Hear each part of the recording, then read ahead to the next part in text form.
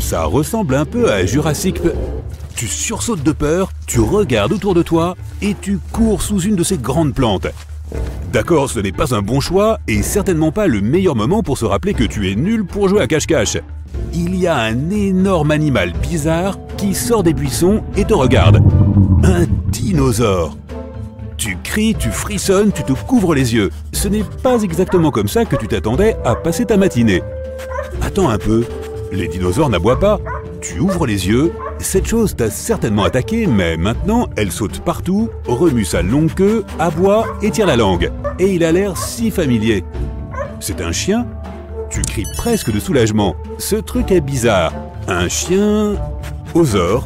Qu'est-ce que ça pourrait être d'autre? Grand, gris et poilu, mais incroyablement similaire à un T-Rex. Ses pattes avant sont en fait de petits bras courts et son long museau avec des dents pointues te tourne autour.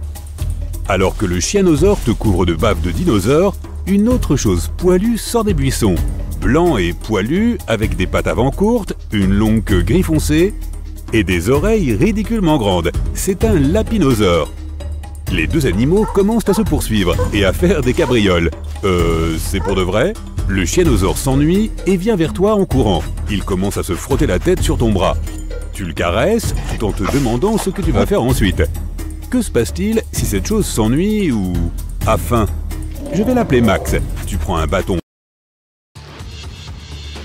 La simple vue de son aileron nous arrête presque le cœur. C'est la raison pour laquelle tu te sens aussi nerveux d'aller te baigner. Ce chasseur géant aux dents en forme de couteau est bien connu. C'est le grand requin blanc. Et si cette terreur ultime des océans devait plier bagage, ce devrait être pour une bonne raison. Mais qui pourrait bien faire peur aux dents de la mer?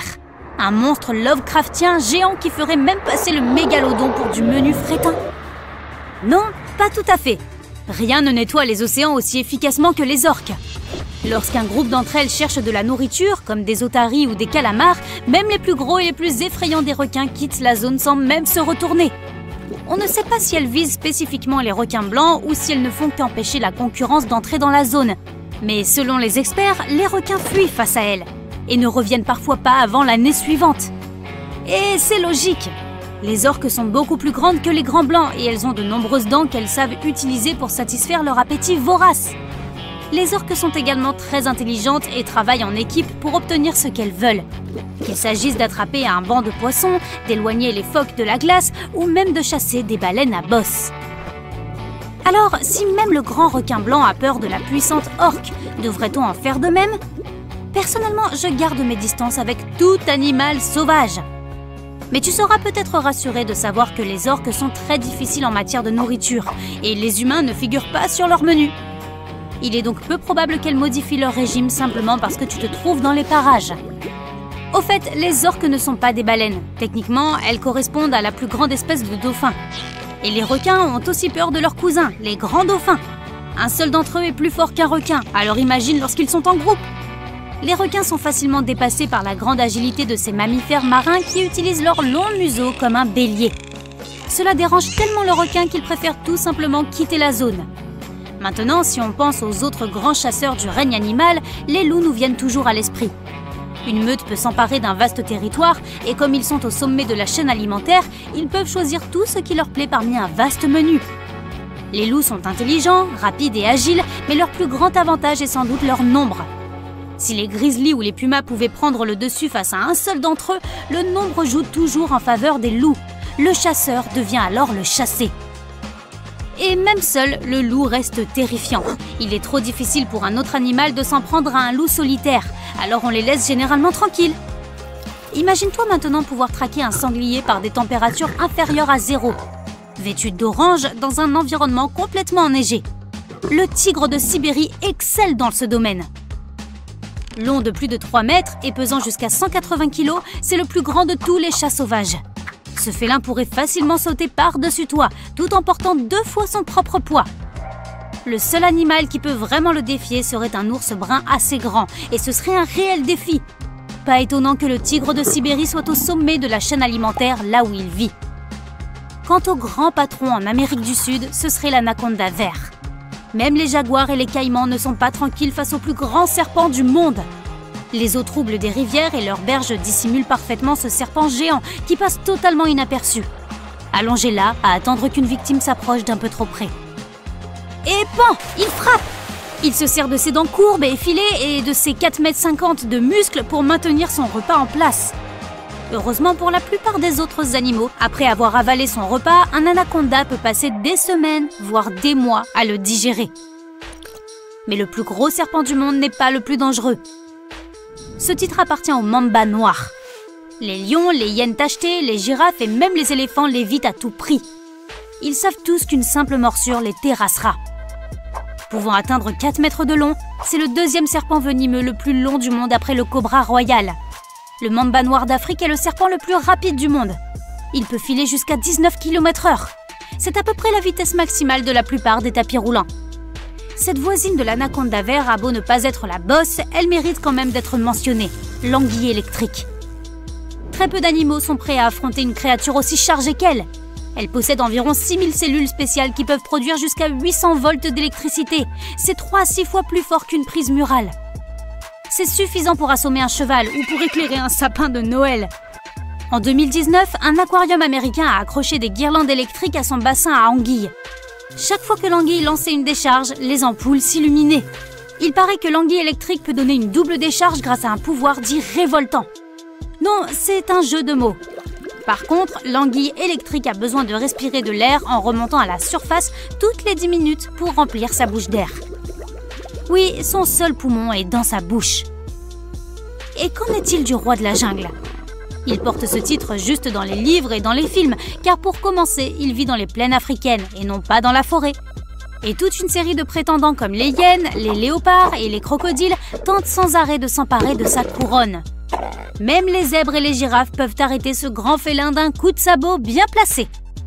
Si l'on s'en tient à la seule force de morsure, le crocodile du Nil a la plus grande jamais mesurée. Ses mâchoires sont 5 fois plus puissantes que celles d'un lion. Étant donné qu'il vit dans l'eau, il suffirait d'éviter de se baigner. Mais bonne chance pour éviter un lion.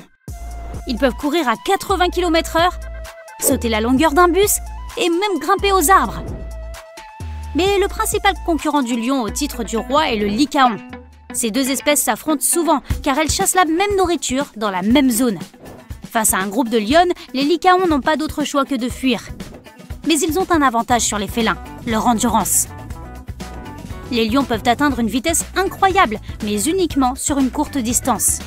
Cela demande trop d'énergie pour déplacer ces 180 kg de muscles sur de longues distances. Par contre, les lycaons ont de longues pattes élancées et de très grands poumons.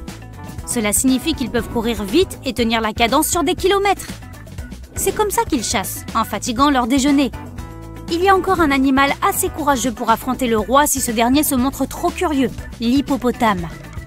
Ils ont beau sembler gentils et inoffensifs, les hippopotames font partie des animaux les plus dangereux de la planète. D'après les statistiques, ils font plus de victimes que les grands requins blancs. Et ce ne sont pas les patapoufs qu'on s'imagine. Ils sont tout en muscles et pèsent autant qu'une voiture. Leurs canines pointues peuvent être plus longues que ton avant-bras et ils n'ont peur de rien. Même les lions et les crocodiles préfèrent garder leur distance. Leur nom signifie cheval d'eau et ils passent jusqu'à 16 heures par jour en immersion. Mais le plus drôle, c'est que les hippopotames ne savent pas vraiment nager. Si tu crois en voir un nager, ils marchent en fait sur le fond. Ils peuvent tout de même battre la vitesse des meilleurs nageurs olympiques, alors fais attention. Et oui, attention le lion! Les hippopotames sont peut-être les vrais rois de l'Afrique. Mais je ne m'approcherai pas d'eux pour leur remettre la couronne. Quant au souverain des forêts, c'est le grizzly. Pesant plus d'une demi-tonne, on aurait tort de croire que ces grosses boules de poils sont lentes et maladroites. Le grizzly peut courir à 40 km/h sur de longues distances, et ce en montée, en descente et sur tous les terrains. C'est le 4x4 du monde animal. N'ayant aucun prédateur naturel, le grizzly est au sommet de la chaîne alimentaire. Heureusement qu'il dort un tiers de l'année. J'espère juste pour toi que tu ne tomberas jamais sur l'un d'eux, surtout avant qu'il n'entre en hibernation. Ces ours passent les mois d'automne à s'engraisser pour tenir l'hiver, donc ils sont encore plus affamés que d'habitude. Étant le plus grand oiseau de proie d'Amérique du Nord, l'aigle royal se retrouve partout en Amérique du Nord, aussi bien dans les forêts que dans les montagnes. Il fait presque 2 mètres d'envergure et on ne parle pas de vision d'aigle pour rien. Ces oiseaux peuvent repérer un lapin à 5 km depuis les airs. C'est comme si tu voyais une fourmi depuis le sommet d'un immeuble de 10 étages. Les aigles royaux peuvent aussi plonger rapidement depuis une très grande hauteur. Au cours de ces piquets, ils atteignent des vitesses dépassant les 320 km/h, aussi vite qu'une flèche en vol. Tu cherches quelque chose de visqueux? Beaucoup de gens ont tendance à croire que les escargots ne sont que des limaces avec une coquille. Mais même s'ils se ressemblent beaucoup, ce sont des espèces complètement différentes. Les limaces n'ont pas besoin de coquilles protectrices car tous leurs organes internes sont, internes, c'est-à-dire situés à l'intérieur de leur corps visqueux. Elles peuvent se comprimer et s'introduire dans des endroits difficiles d'accès. C'est pourquoi on trouve souvent les limaces dans les endroits les plus improbables, comme sous l'écorce des arbres ou dans de minuscules petits trous, ou encore à la bibliothèque faisant semblant d'étudier pour les examens. Les escargots, en revanche, sont très dépendants de leurs coquilles et ne peuvent pas survivre sans elles. Contrairement aux bernards l'ermite, qui renouvellent leurs coquilles en grandissant, les escargots naissent avec une coquille sur leur dos. Les bébés escargots sont d'ailleurs adorables avec ces fragiles bulles translucides, qui se calcifient et deviennent plus grandes et plus résistantes avec l'âge. De nombreux organes internes des escargots se trouvent également à l'intérieur de la coquille, ce qui signifie que si elle est écrasée ou endommagée, l'animal ne survivra probablement pas. Néanmoins, un escargot peut réparer les petites fissures de sa coquille à l'aide de protéines et de calcium sécrétés par son manteau. Les tortues sont d'ailleurs très proches des escargots à cet égard, car contrairement aux mythes communs, elles ne peuvent pas non plus quitter leur carapace sur un coup de tête. La carapace d'une tortue fait partie intégrante de son corps et même si le reptile peut cacher sa tête et ses pattes à l'intérieur pour se protéger des prédateurs, son squelette est fusionné avec la carapace dure. Et comme le squelette de tout autre animal, il grandit avec la tortue elle-même. Les koalas ne mangent que des feuilles d'eucalyptus, mais il en existe plus de 600 variétés différentes. Et les koalas n'en mangent que 30, soit seulement 5% de ce qu'il est disponible sur le menu. Il faut donc que ce soit un eucalyptus très spécifique pour qu'un koala difficile s'en accommode. Ces adorables créatures ont aussi quelque chose en commun avec les chats. Elles dorment 18 à 20 heures par jour. Les ours polaires ne sont pas blancs. Leur peau est noire sous leur fourrure, mais ils ont besoin de la couleur blanche pour se camoufler pendant qu'ils chassent. La couleur noire absorbe le soleil mieux que tout autre, tandis que la fourrure blanche n'arrête pas la lumière du soleil. Les rayons la traversent. En un sens, un ours polaire a plutôt une fourrure transparente. Il existe un mythe selon lequel les chats et les chiens voient le monde en noir et blanc. En réalité, ils ne peuvent tout simplement pas distinguer certaines couleurs. Personne ne sait exactement comment les chiens voient. Certains pensent qu'ils ne distinguent que 2 couleurs. Ce pourrait être le bleu et le jaune pour ce que nous en savons, mais ils peuvent percevoir les nuances d'autres couleurs mieux que les humains. Et les chats ont une merveilleuse vision nocturne. Ils ont besoin d'environ 7 fois moins de lumière qu'un humain pour voir dans l'obscurité. On pensait que les girafes étaient muettes, mais on a récemment découvert qu'elles émettaient des sons à basse fréquence la nuit pour communiquer entre elles. Le jour, elles ne disent pas un mot et s'avertissent mutuellement du danger d'une manière très inhabituelle, en remuant leurs sourcils très développés. Il est probable que la nuit, il leur soit plus difficile de distinguer les sourcils de leurs congénères, c'est pourquoi elles se mettent à parler pour de bon. Toujours à propos des girafes, ces animaux dorment bien plus de 30 minutes par jour, mais probablement pas autant que toi. Leur rythme de sommeil est assez typique. Après avoir surveillé un troupeau de girafes, les chercheurs ont découvert qu'elles dormaient la nuit et faisaient de courtes siestes l'après-midi. Au total, chaque girafe a environ 5 heures de sommeil par jour. Et d'ailleurs, un troupeau de girafes s'appelle en fait une tour de girafes. C'est plutôt logique, sachant qu'elles ont un si long cou. Les mouettes peuvent boire de l'eau salée. Elles possèdent des glandes sécrétant du sel près de leurs yeux. Ces glandes purifient l'eau de mer très rapidement, et le résidu salé sort par leurs narines. De la morve salée en quelque sorte. Les manchots Adélie sont de vrais romantiques. Ils n'ont qu'un seul partenaire pour la vie. Le mâle offre un caillou lisse à la femelle pour fonder une famille, un peu comme une bague de fiançailles. Mais comme chez les humains, la femelle pingouin peut refuser le cadeau. En parlant d'amour animal, les renards aussi sont romantiques. Les mâles font de bons pères et maris, et ils sont dévoués à leurs proches pour la vie. Ils prennent soin des femelles et enlèvent même les puces de leur fourrure. Ils améliorent le terrier et participent activement à l'éducation de leurs petits. Les dauphins peuvent dormir avec un œil fermé et l'autre ouvert. Une moitié du cerveau se repose et rêve pendant que l'autre moitié scanne l'environnement à la recherche de signes de danger. le cerveau parfait pour dormir pendant les cours et les réunions ennuyeuses. De plus, les dauphins contrôlent manuellement leur respiration. Si les deux parties de leur cerveau dormaient en même temps, ils pourraient tout simplement se noyer. Les loutres de mer sont les dormeuses les plus adorables du règne animal.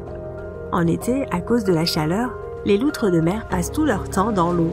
Elles nagent sur le dos et dorment dans cette position. Les bébés dorment sur le ventre de leur mère et les adultes se tiennent par les pattes pour ne pas être séparés par les courants. Les autruches n'enfouissent pas leur tête dans le sable lorsqu'elles se sentent menacées. En fait, elles n'enfouissent jamais leur tête. Ce mythe s'est répandu à cause de la célèbre expression « faire la politique de l'autruche ». En réalité, les autruches creusent des trous dans le sable pour leurs œufs car ce sont des oiseaux incapables de voler. Pour s'assurer qu'ils sont uniformément chauffés, les autruches y plongent leur tête afin de tourner les œufs de temps en temps. Mais ces animaux ont quand même une certaine propension à la fuite. Lorsqu'elles font face à une menace, elles peuvent se laisser tomber sur le sable et y rester parfaitement immobiles, en faisant semblant de ne pas être en vie. Selon une croyance populaire erronée, les requins ne pourraient respirer qu'en se déplaçant, car la natation les aide à pousser l'eau à travers leurs branchies. Bien que de nombreux types de requins soient effectivement conçus ainsi, beaucoup d'autres, comme les requins nourrices, qui arpentent les hauts fonds, n'ont pas besoin de nager pour pomper de l'eau riche en oxygène vers leurs branchies. Toutefois, tous les requins sont dépourvus de vessie natatoire, donc s'ils arrêtent de nager, ils vont probablement couler au fond de l'eau.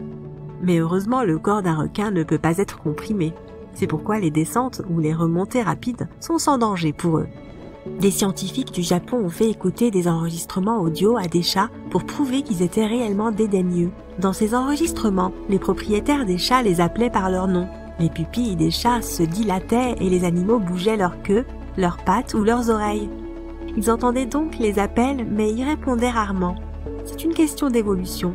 Les chats sont devenus proches des humains parce qu'ils étaient attirés par les souris qui mangeaient nos céréales. Ils ont vécu auprès des gens mais n'ont jamais réellement été apprivoisés. Et pourtant nous continuons à les nourrir. Les oiseaux sont en fait parmi les derniers survivants des dinosaures. Ils ont évolué à partir des théropodes, les dinosaures qui couraient sur deux pattes. Donc lui, techniquement, le T-Rex est un cousin éloigné du poulet, de l'autruche et même du colibri. En réalité, les flamants roses sont blancs, mais ils prennent cette teinte rose grâce au bêta-carotène, un pigment qui se trouve dans les algues et les crevettes dont ils se nourrissent. Toi aussi, tu peux changer la couleur de ta peau. Si tu manges beaucoup de carottes, elle deviendra légèrement orange. Cela se produira à cause de la forte teneur en bêta-carotène du légume. Les marins du monde entier ont parlé des calmars géants qu'ils ont rencontrés lors de leur voyage.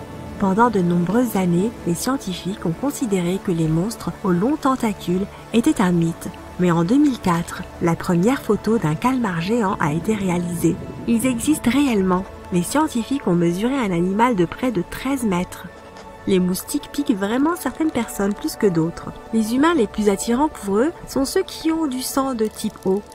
De plus, ces insectes ont une très bonne vue. Ils sont attirés par les couleurs vertes, noires et rouges. Alors vérifie la couleur de tes vêtements avant d'aller faire du camping. Tu peux mettre un requin en transe pendant 15 minutes. Pour cela, tu dois caresser le nez de l'animal avec ta main. Cette sorte d'hypnose est appelée immobilité tonique et se produit grâce aux récepteurs présents dans le nez du requin. Lorsqu'on les caresse, les récepteurs envoient de nombreux signaux et le cerveau du requin est incapable de tous les traiter. C'est comment tu es censé t'approcher suffisamment d'un requin pour lui frotter le nez. Les éléphants n'ont pas peur des souris en soi, mais ces animaux massifs ont une mauvaise vue et ils se déplacent assez lentement. C'est pourquoi ils peuvent être effrayés par un oiseau ou une petite créature, comme une souris, qui passe devant eux. C'est juste l'élément de surprise, rien de plus. Le caméléon peut changer de couleur, mais il ne le fait pas pour se camoufler. Le changement de couleur aide l'animal à réguler sa température et à communiquer avec ses pairs. Lorsque la plupart des chiens allaitent, leur langue pend de leur bouche. C'est pourquoi beaucoup de gens pensent que c'est ainsi qu'ils transpirent. En réalité, les glandes sudoripares des chiens sont situées sur les coussinets de leurs pattes. De plus, il y a d'autres glandes sudoripares sur tout leur corps. Les chiens allaitent pour faire évaporer l'humidité de leur voie nasale, de leur langue et de la paroi de leurs poumons. Cela les aide aussi à se rafraîchir. Tu veilles sans doute à laisser les guêpes tranquilles, mais ne sois pas si sûr qu'elles en feront de même avec toi. Les abeilles respectent tes limites, et si tu ne les déranges pas, elles ne te feront pas de mal. Mais les guêpes, pour leur part, sont parfois de si mauvaise humeur qu'elles peuvent te piquer, même si tu ne fais que passer près de leur nid. On dirait un simple jardin, n'est-ce pas? Zoom juste un peu. Encore. Encore un petit peu. Ok, un peu à droite. Non, à ta droite. Bingo. Qu'est-ce que tu vois? Une brindille? Attends. Ah, voilà. Ça, c'est du camouflage. La menthe est une bête dans le monde des insectes. Son menu préféré, les autres insectes, et les oiseaux, et les grenouilles, et même les souris. Ces mini-machines ont plein de formes et de couleurs et se trouvent un peu partout dans le monde. La plupart d'entre elles sont vertes ou marron pour pouvoir se camoufler dans leur environnement. Mais d'autres préfèrent les couleurs flashy et sont toujours sur leur 31. Ces puissants insectes sont les meilleurs amis des fermiers puisqu'ils engloutissent toute la vermine et tous les parasites et nettoient les terrains cultivés. Ah, ces bonnes vieilles menthes! Regarde un peu, elle se déplace sur une autre branche. Ses grandes pattes avant lui servent de grappin pour attraper n'importe quelle proie. Ses pattes sont pourvues de griffes aiguisées et être capturé par une menthe ne doit pas être bien agréable. La puissance de ses pattes arrière lui permet de se jeter sur tout ce qui a l'air appétissant. Impossible de s'en échapper. En plus d'avoir l'air méchant, elles sont rapides, comme des éclairs. Elles capturent leur repas sans aucun effort. Remarquable. Et elles n'aiment pas perdre leur temps. Elles commencent à dévorer leur proie alors qu'elle est encore bien vivante. Burk! Mais assez parlé des menthes. Passons au sol. Regarde ce serpent dans l'herbe. Un petit animal sournois. C'est un petit serpent d'environ 30 cm seulement et il suit un régime très strict. Des insectes, des oiseaux et des souris. Il se déplace vers l'arbre sans savoir que la menthe l'attend, camouflée en brindilles. La menthe voit tout. Elle peut tourner sa tête de 180 degrés pour avoir la vue parfaite. Elle a 2 yeux composés, entre lesquels se situent 3 yeux simples. Elle n'a pas peur de te regarder droit dans les yeux. Le serpent continue d'avancer sur le tronc et s'approche de la menthe. Leurs regards se croisent. Le serpent s'élance sur la menthe et mord ses pattes. La menthe glisse et tombe de l'arbre. Elle parvient à se retenir à une petite branche et retrouve l'équilibre. Elle adopte alors sa position de guerrière. C'était rapide, aucune préparation, aucun échauffement, rien. Le serpent retourne sur ses pas et ils sont de nouveau face à face. Ils s'observent. Qui va attaquer en premier? D'habitude, la menthe lève ses pattes avant et ouvre ses ailes pour avoir l'air plus grosse lorsqu'elle est attaquée. Tu te souviens de Karate Kid? C'est exactement ça. Mais pas aujourd'hui. Elle a assez confiance en elle contre ce minuscule serpent. De son côté, le serpent ne sait pas à quoi s'attendre. Il n'a jamais fait face à une créature aussi étrange auparavant. C'est une petite branche, mais appétissante. C'est perturbant. Une seconde plus tard, le serpent s'élance à nouveau.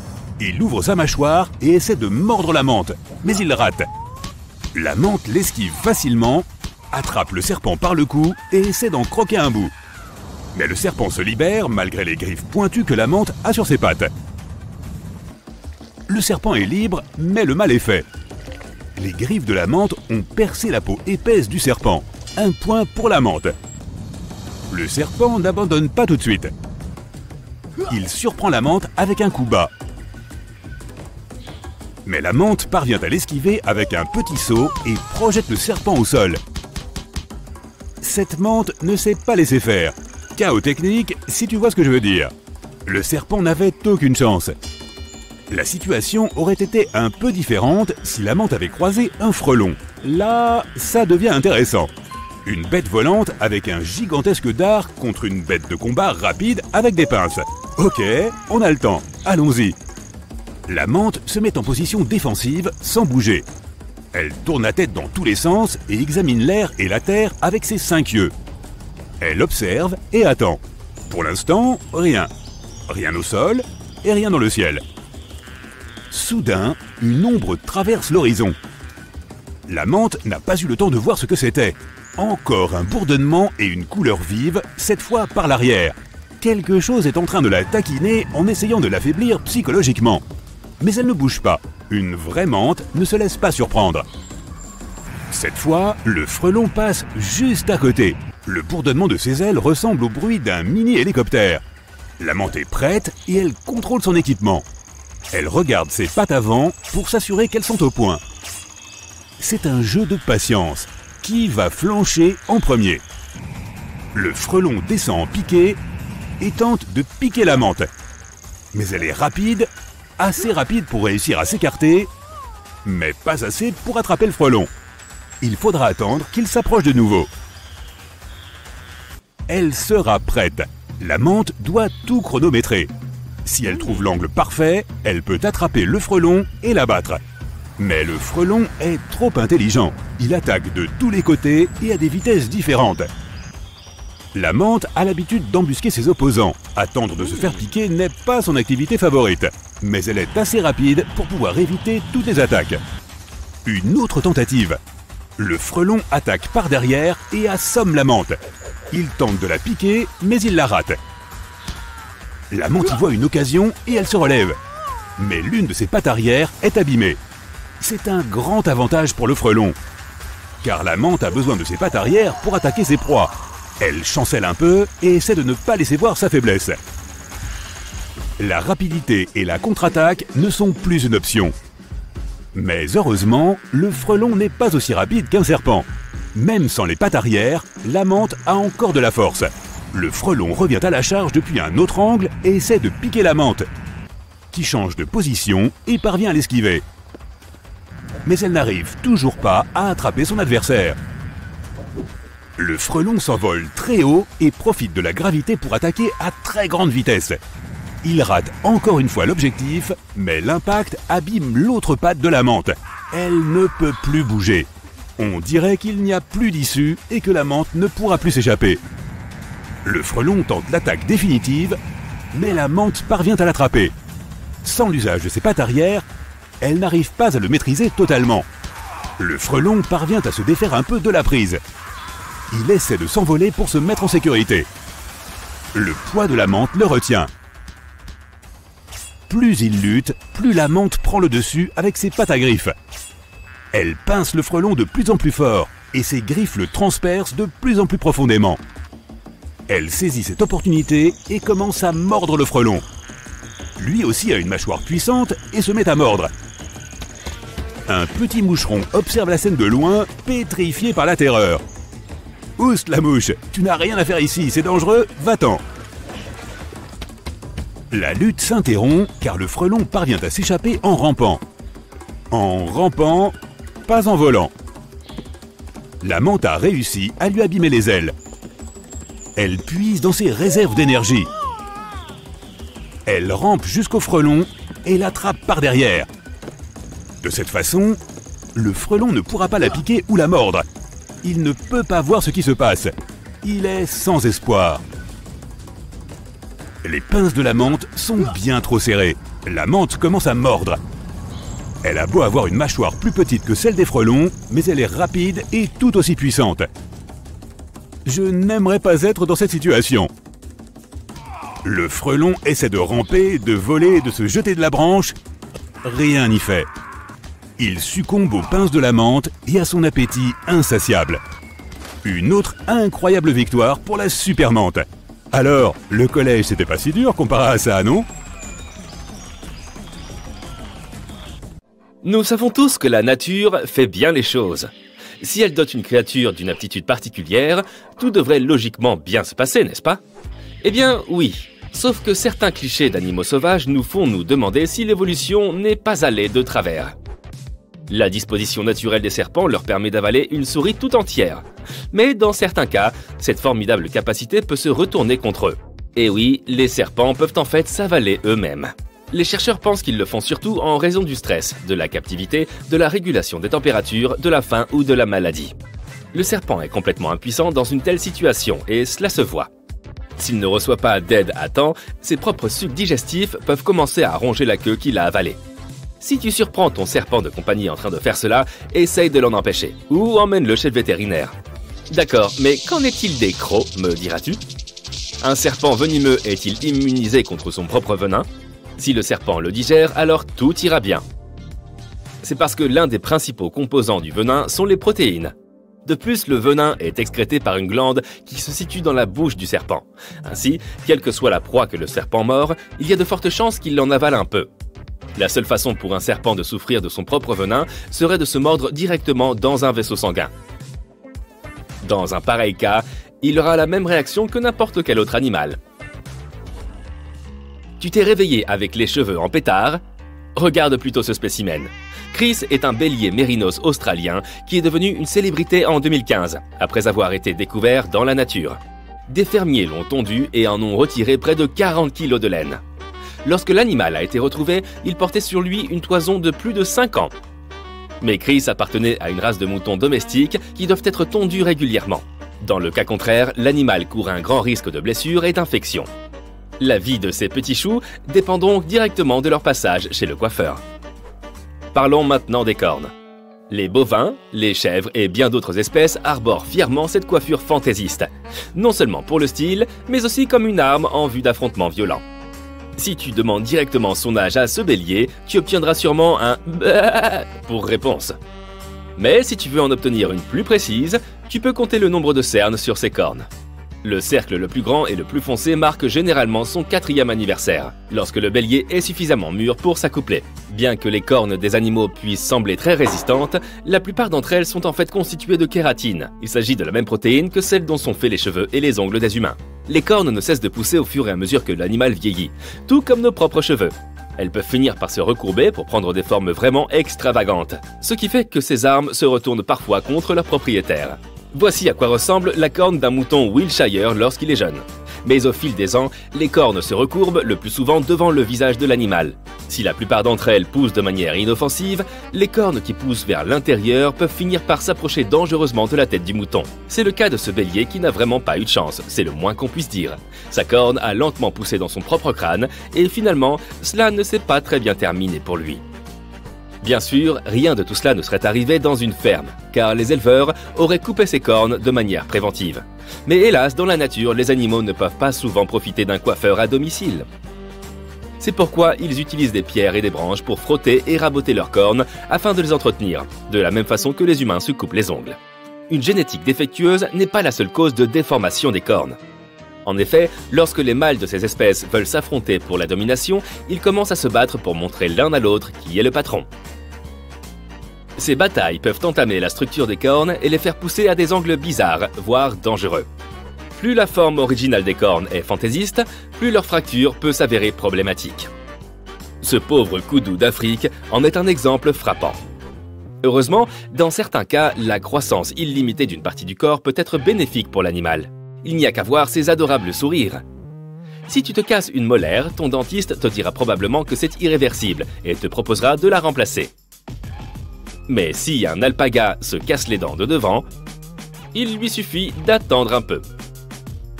Bien que ces animaux n'aient pas de dents du haut, leurs dents du bas poussent constamment tout au long de leur vie. Et lorsqu'elles sont trop longues, elles peuvent te donner la chair de poule. C'est pourquoi certains éleveurs préfèrent les tailler de temps en temps, tout comme les propriétaires d'animaux prennent soin des griffes de leurs chats ou de leurs chiens. Les lamas ressemblent tellement aux alpagas que de nombreuses personnes confondent ces deux espèces. Mais la principale différence entre les deux est que les dents de devant des lamas sont recouvertes d'émail. C'est pourquoi, contrairement à celles des alpagas, les leurs ne possèdent pas ce super pouvoir de croissance illimitée. Dommage pour eux. Contrairement aux cornes en kératine, les bois des cerfs sont entièrement constitués d'eau. En règle générale, seuls les cerfs mâles ont des bois. Il est très rare que les femelles puissent également en développer, en raison de leur propre équilibre hormonal. C'est l'équivalent pour le cerf d'une barbe sur une femme humaine, qui peut parfois apparaître en raison de diverses conditions physiques. Seuls les adultes acquièrent et perdent tour à tour leur bois chaque année, ce qui coïncide avec leur saison de reproduction. Au début, ces bois sont recouverts de velours, une peau protectrice parcourue de vaisseaux sanguins. Mais une fois que les bois sont complètement développés, le cerf se débarrasse du velours, tout comme les serpents se débarrassent de leur mue. Bien que ce processus ne fasse pas de mal au cerf, il peut sembler assez effrayant. Une fois que les nouveaux bois sont fin prêts, les cerfs commencent à se battre avec d'autres mâles pour attirer l'attention de ces dames. En général, les cerfs se privent de manger et de dormir tant que dure cette compétition. Et si tu t'es déjà demandé si les bois des deux cerfs pouvaient se coincer les uns dans les autres, la réponse est oui. Chaque cerf risque de se retrouver empêtré avec son propre rival au lieu de passer une nuit romantique avec la femelle convoitée. Ça, c'est pas de peau. De plus, tous les dommages subis par le cerf lors de cette parade peuvent influer sur la croissance des bois si certains nerfs sont endommagés. Et tout comme les cornes, les bois peuvent se développer selon des angles improbables en raison de défaillances génétiques. Certaines mutations peuvent même les rendre monstrueusement grands. Ce cerf malchanceux, par exemple, peut à peine bouger la tête sans perdre l'équilibre. Par ailleurs, si un cerf se casse une patte, son corps peut accélérer sa guérison en sacrifiant la matière osseuse et le sang de l'un de ses bois. Ainsi, celui-ci s'amincit et s'affaiblit. En parlant d'extension faciale, nous ne pouvons pas faire l'impasse sur les défenses. Voici le babirusa, originaire d'Indonésie. Cet ancien sanglier est apparu il y a plus de 35 000 ans. Il est facile de confondre ces énormes défenses avec des cornes. Mais il s'agit en fait de canines supérieures. Elles ont tendance à percer la peau de la face du sanglier à mesure que celui-ci grandit. Les scientifiques pensent que ces défenses intimidantes ont évolué pour protéger les yeux et la gorge lors des combats avec d'autres mâles pendant la saison des amours. Mais cette conception ne semble pas très judicieuse. Si un sanglier mâle ne rabote pas régulièrement ses défenses, celles-ci peuvent bien finir par se recourber dans son propre crâne, ce qui peut l'aveugler ou bien pire encore. Et si je te disais que les sabots pouvaient pousser de manière incontrôlée, tout comme les bois et les cornes, il a fallu des millions d'années à l'évolution pour transformer l'os de l'orteil central du pied des animaux en sabots. Et tout comme les ongles de pied, ils ont tendance à pousser et à s'enrouler dans des formes inquiétantes s'ils ne sont pas coupés régulièrement. Lorsque les ânes ou les chevaux n'ont pas la possibilité d'user leurs sabots naturellement en marchant sur des surfaces dures, ils tendent à pousser de façon excessive. Les animaux marchent alors sur la pointe des pieds et leurs tendons s'en trouvent trop étirés, ce qui peut entraîner des douleurs ainsi qu'une perte osseuse. En bout de compte, ils peuvent perdre la capacité de marcher. Ainsi, si tu croises un cheval aux sabots recourbés, pense à appeler un professionnel pour qu'il lui fasse une manucure d'urgence. L'une des questions les plus singulières que l'on puisse se poser sur le monde sous-marin est sans doute la suivante. Un poisson peut-il se noyer dans l'eau ? Eh bien oui, c'est possible. Bien que les branchies soient un don étonnant de la nature, de nombreux facteurs peuvent priver un poisson d'une respiration saine. Lorsque la teneur en oxygène de l'eau est trop faible, les poissons commencent à suffoquer. Mais cela se produit très rarement dans la nature. Le manque d'oxygène apparaît généralement dans les aquariums qui ne sont pas lavés et réapprovisionnés assez souvent. En outre, les parasites, les maladies et un déséquilibre général des composants de l'eau peuvent entraîner la noyade des poissons. Allez, c'est tout pour aujourd'hui. À la prochaine fois. La myxine, qui vit à des profondeurs allant jusqu'à 1500 mètres, est l'une des créatures les plus étranges de l'océan. Et il y en a plein d'autres sur la liste. Le requin lutin, les araignées de mer, le poisson chauve-souris et ses lèvres rouges, et même des humains qui nagent en hiver. Il gèle, mec, sors de là! Bien qu'il ressemble à une anguille, ce poisson appartient à l'espèce des agnates. C'est un poisson sans mâchoire, et la famille comprend également les lamproies. Des monstres terrifiants avec des bouches en forme de disque avec des ventouses remplies de rangées de dents en spirale. Les myxines ont 2 langues, 4 cœurs et n'ont ni yeux ni estomac. Comme une chose qui viendrait d'une autre planète en somme. Et ce qui les distingue de tout ce qui existe sur cette planète, c'est qu'elles ont un crâne, mais pas de colonne vertébrale. Elles n'ont pas d'os non plus. Ce crâne unique n'a pas d'épine dorsale et est entièrement fait de cartilage. La même chose que tes oreilles et ton nez, en effet. Sans écailles et avec une peau qui semble leur aller comme un pull beaucoup trop grand, on aurait tort de croire que cette frêle petite créature est un dîner facile. Ils ont évolué pour échapper aux autres poissons comme des Houdini des profondeurs. Et l'astuce, c'est leur bave, en grande quantité. Lorsque quelque chose tente de les avaler ou s'approche trop près d'eux pour un câlin, les myxines libèrent une protéine à travers des trous qui se trouvent sur leurs flancs. Lorsque cette substance touche l'eau, elle gonfle énormément, comme un ballon, genre 10 000 fois. Plus l'eau la touche, plus cette boule de glu grossit. Une cuillère à café de bave de myxine peut se transformer en un seau plein en 1 seconde. Elle bouche instantanément les branchies des poissons qui tentent de dévorer notre ami visqueux, même les requins. Mais la myxine a aussi des branchies. Alors pourquoi la bave ne bloque-t-elle pas les siennes? Facile, la myxine va simplement se tortiller et gratter la bave sur son corps. Cela ne veut pas dire que sa bave ne lui cause aucun inconvénient. Parfois, elles se glissent dans le minuscule nez de la myxine. Pour s'en débarrasser, elles se font éternuer en quelque sorte. À tes souhaits. Le mucus fait maison que produit ce poisson est fait de brins flexibles qui sont étonnamment résistants. Plus résistants que le nylon. Imagine tomber dans une piscine comme ça. Tu aurais du mal à bouger tes bras et tes jambes pour nager. Tu aurais l'impression d'être attaché avec des élastiques. Mais tu serais en sécurité tant que ces objets ne te rentreraient pas dans le nez ou la gorge. Dans ce cas, malheureusement, tu serais dans la même mauvaise posture que les créatures à branchies qui essaient de mordre dans ce poisson visqueux. Ce poisson incroyable nous intéresse de près pour de nombreuses utilisations potentielles. Des parachutes aux voitures et même aux vêtements. Fini les plonger dans des combinaisons toutes gluantes, tu pourrais porter un costume de bave à l'avenir. Concernant les créatures terrestres, l'ornithorynque est tout aussi bizarre. Ce mammifère a un bec de canard, une queue de castor, des pattes palmées et il pond des œufs. Comme beaucoup de poissons, l'ornithorynque et ses cousins, les échidnés, n'ont pas d'estomac, mais ils n'en ont pas besoin. Ils stockent leur nourriture dans leurs joues jusqu'à ce qu'ils remontent à la surface. Une fois qu'ils ont mangé, la nourriture va directement dans leurs tripes. Et si tu pensais que l'ornithorynque ne pouvait pas être plus étrange, eh bien sache qu'il transpire aussi du lait pour ses petits. Quand l'hiver plonge en hibernation les ours, les chauves-souris, les serpents et moi-même, il y a un animal qui fait les choses un peu différemment. Pendant la saison froide, la grenouille des bois se laisse geler, parfois jusqu'à 7 mois. Avec une sorte de glace brune, elles remplissent leur corps d'un antigel sirupeux et naturel pour empêcher la formation de cristaux. Et quand le moment est venu, elles peuvent se décongeler, même plusieurs fois par saison. Ces grenouilles trouveront une belle zone couverte dans la forêt et y attendent le printemps. Une fois qu'elles seront décongelées, elles s'en iront comme si de rien n'était. Quand on s'appelle le crabe boxeur, il faut être à la hauteur. Ding ding, premier round. Ce petit crabe est super intelligent. Il a des anémones de mer qui vivent sur ses pinces et ses gants de boxe bricolés lui donnent du punch.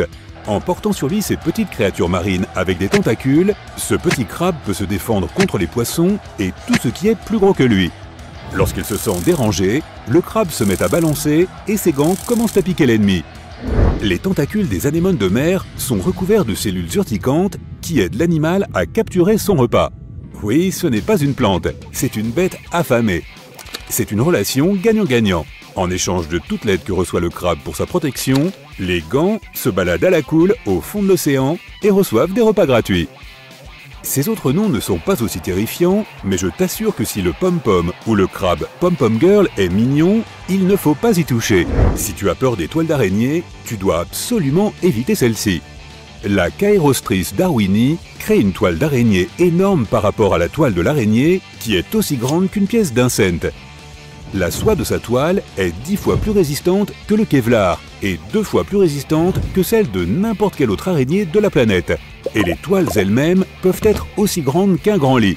Je ne pense pas, cela dit, que tu voudrais dormir dans un lit pareil. Leurs toiles en forme de pont sont encore plus impressionnantes.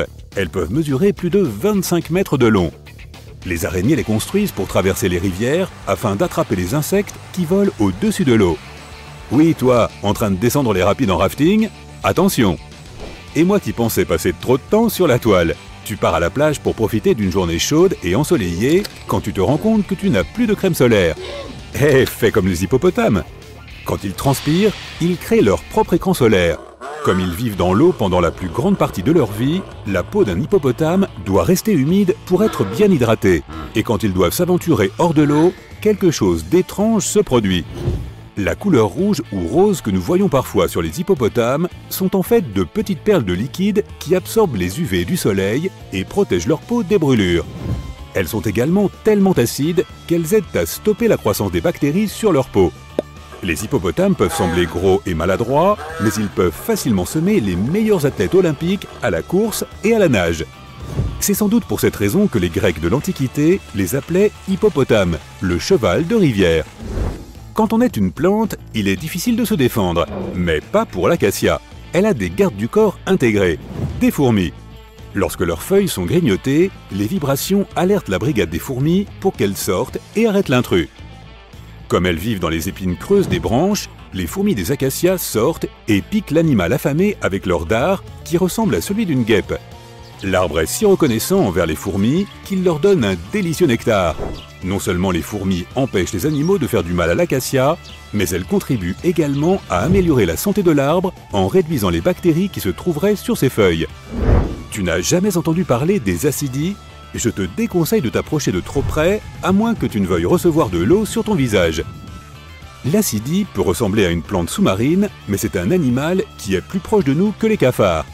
Ces petites créatures gluantes font partie de la catégorie des vertébrés comme toi, moi et n'importe qui ou n'importe quoi d'autre ayant une belle colonne vertébrale. Cette grande et heureuse famille s'appelle les chordés. À partir de petites larves qui ressemblent à des têtards, les acidies plongent dans l'océan et s'agitent pendant un court moment jusqu'à ce qu'elles trouvent un peu d'eau pour s'y installer. Comme elles sont incapables de se nourrir seules, des mesures extrêmes doivent être prises, et je veux dire extrêmes. Comme les huîtres, les bernacles et les moules, l'acidie a une substance collante qui la cimente au premier endroit où elle atterrit. Une fois qu'elles ont choisi leur maison pour toujours, elles doivent commencer à manger. La première chose qu'elles font, c'est manger leur propre queue. Ensuite, elles absorbent leurs branchies et même leur cerveau. Elles n'ont plus besoin de savoir naviguer dans l'océan, c'est devenu inutile. Mais elles ont quand même un cœur. Le cœur de l'acidie est très semblable à celui d'un humain. Il ressemble carrément au nôtre. Et voici quelque chose que tu n'oublieras pas. Les homards, les écrevisses et les crabes ont des dents dans leur estomac. Après avoir avalé quelque chose, la nourriture dans leur estomac est broyée par de grandes dents. C'est ce qu'on appelle le broyage gastrique et cela aide les crustacés à le digérer plus facilement. Une espèce de crabe est allée encore plus loin bien sûr. Le crabe fantôme utilise ses dents non seulement pour manger, mais aussi pour grogner. En grinçant avec ses dents du ventre, lorsqu'il a peur ou qu'il se débat avec un autre crabe, il nous met en garde pour qu'on ait le temps de fuir. Quand on n'a pas de corde vocale, le grognement d'estomac devrait suffire. C'est aussi le type de crabe le plus rapide de la planète. Ils peuvent se déplacer de 100 fois la longueur de leur corps par seconde. Ce serait comme si tu courais un terrain de football et demi en un clin d'œil. Waouh, regarde ça! Regarde ce joli petit squalet féroce. À première vue, il ressemble à un anchois surdimensionné. Mais en réalité, il s'agit d'un tout petit requin. Il ne dépasse jamais les 50 cm. Mais cela ne le rend pas moins dangereux que ses congénères. On le dit féroce en raison de sa stratégie alimentaire unique, qui consiste à mordre de petits morceaux d'animaux beaucoup plus gros, avant de s'enfuir. Ces petites bêtes vivent dans les profondeurs de la colonne d'eau, ce qui les rend assez mystérieuses et difficiles à étudier. Nous ne savons pas exactement où elles vivent, mais on a pu les observer dans le monde entier, notamment dans les zones tropicales et tempérées. Le squalelet féroce est un véritable parasite. Il se nourrit d'animaux plus grands tout en les maintenant en vie. Il utilise ses dents supérieures pour s'accrocher à la peau des requins, des poissons et même des mammifères marins. Puis, avec ses puissantes dents inférieures, il prélève une bouchée de chair ou de graisse. Aïe! Même les grands prédateurs comme le thon rouge, le grand requin blanc et le dauphin à long bec peuvent être victimes de ces vilaines créatures. Et il y a une histoire folle à propre d'un squalet féroce et d'un nageur malheureux. Cet athlète nageait de nuit entre les îles d'Hawaï, entouré de bateaux dont les lumières vives attiraient toutes sortes de proies. Notre ami fut méchamment mordu au mollet. Et il en porte encore la cicatrice, même si sa blessure fut sans gravité. La leçon ? Il ne faut jamais batifoler parmi les squalets féroces lorsqu'ils ont une petite faim. Pour chasser, ils ont une gueule bien équipée. L'ouverture est assez petite, mais elle est entourée de grosses lèvres charnues qui forment une ventouse puissante et efficace. Les mâchoires comportent plusieurs rangées de dents, 30 à 37 dans la partie supérieure et 25 à 31 dans la partie inférieure. Et ces rangées augmentent au fur et à mesure que l'animal grandit. Les dents supérieures sont petites, étroites et très pointues. Les dents inférieures sont beaucoup plus grandes et plus larges. On dirait des couteaux et elles sont disposées de telle manière à former une espèce de scie. Comme tout requin, le squalelet féroce perd ses dents tout au long de sa vie. Mais la différence, c'est qu'il les avale. Les scientifiques pensent qu'il agit ainsi parce qu'il vit dans des eaux profondes, pauvres en nutriments, et qu'il cherche à recycler certains éléments importants pour son organisme, comme le calcium. Une toute nouvelle approche des compléments alimentaires.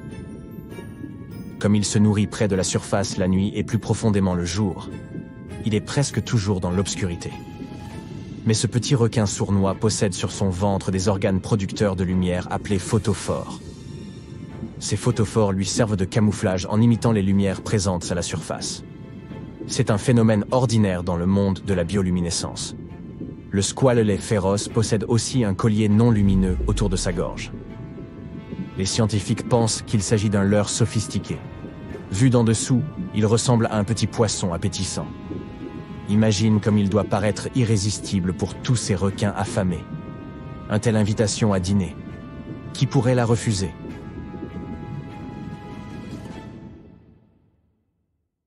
Le ciel vire soudainement à l'orange. En levant les yeux, tu ne vois que des millions de papillons. Tu as eu la chance d'assister à un spectacle naturel sans nul autre pareil.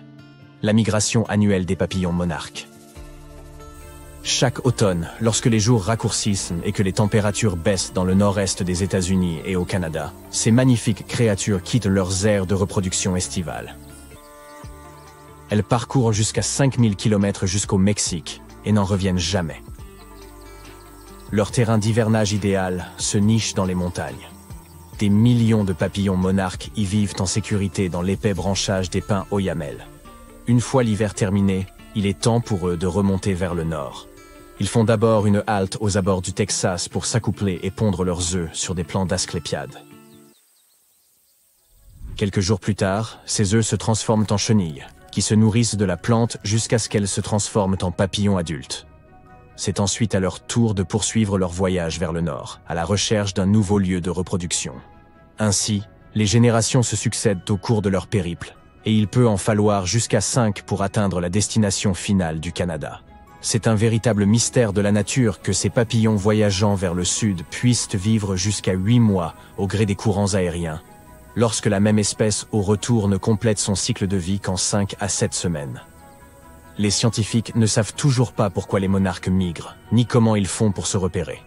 Tout cela pourrait être lié à la floraison des asclépiades, leur principale source de nourriture. Et les papillons se déplacent probablement en fonction de la position du soleil.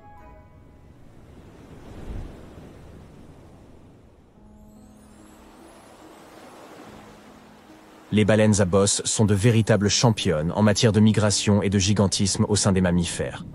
Elles parcourent jusqu'à 8000 km à la poursuite de leur repas. En été, elles se déplacent vers les pôles, dans des eaux plus froides, où le krill et les petits poissons abondent.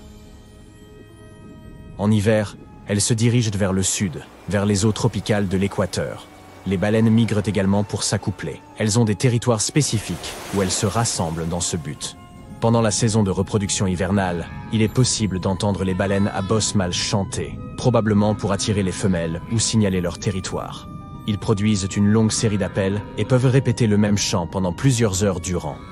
Lorsqu'un nouveau chant se fait entendre, tous les chanteurs qui migrent aux alentours reprennent la nouvelle mélodie. Il est étonnant de voir comment ils y parviennent alors que la distance entre les groupes peut être de plus de 5000 km. Les tortues de mer migrent pour des raisons plus sentimentales. Depuis des centaines de millions d'années, ces mignonnes petites bêtes retournent à l'endroit exact où elles sont nées pour y pondre leurs œufs. Elles peuvent parcourir plusieurs milliers de kilomètres, surtout lorsque la saison change et que les eaux atteignent une température plus confortable. Cela peut leur prendre des années, car certaines d'entre elles traversent l'océan Pacifique de l'Indonésie jusqu'à la côte ouest des États-Unis et du Canada, ce qui représente un total de 6000 km. Mais comment retrouver l'endroit exact dont elles ont besoin si leurs parents ne leur en ont jamais laissé les coordonnées GPS? Des scientifiques ont découvert qu'elles se repéraient en utilisant les lignes invisibles du champ magnétique terrestre. Il s'avère que chaque partie du littoral présente des caractéristiques magnétiques uniques. Les tortues s'en souviennent et se déplacent ainsi à l'aide de leur boussole interne. Le champ magnétique change lentement mais sûrement, et les tortues doivent donc déplacer leur site de nidification en conséquence. Les saumons naissent dans les cours d'eau douce et rejoignent l'océan à l'âge juvénile. Le saumon de l'Atlantique est brun et tacheté lorsqu'il parcourt des centaines de kilomètres en eau douce, puis prend une teinte argentée dans l'océan où il parcourt plus de 1000 kilomètres.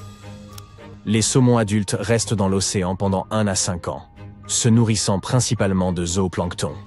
Il est ensuite temps pour eux de retourner en eau douce pour frayer. Sur le chemin du retour vers leur zone de reproduction, il leur faut remonter des centaines de mètres de dénivelé à contre-courant dans les torrents de montagne. Ce voyage difficile s'appelle la migration du saumon. Ils entreprennent cette remontée parce qu'ils savent que le cours d'eau vers lequel ils se dirigent sera propice à la ponte et qu'ils y croiseront les bonnes espèces avec lesquelles s'accoupler.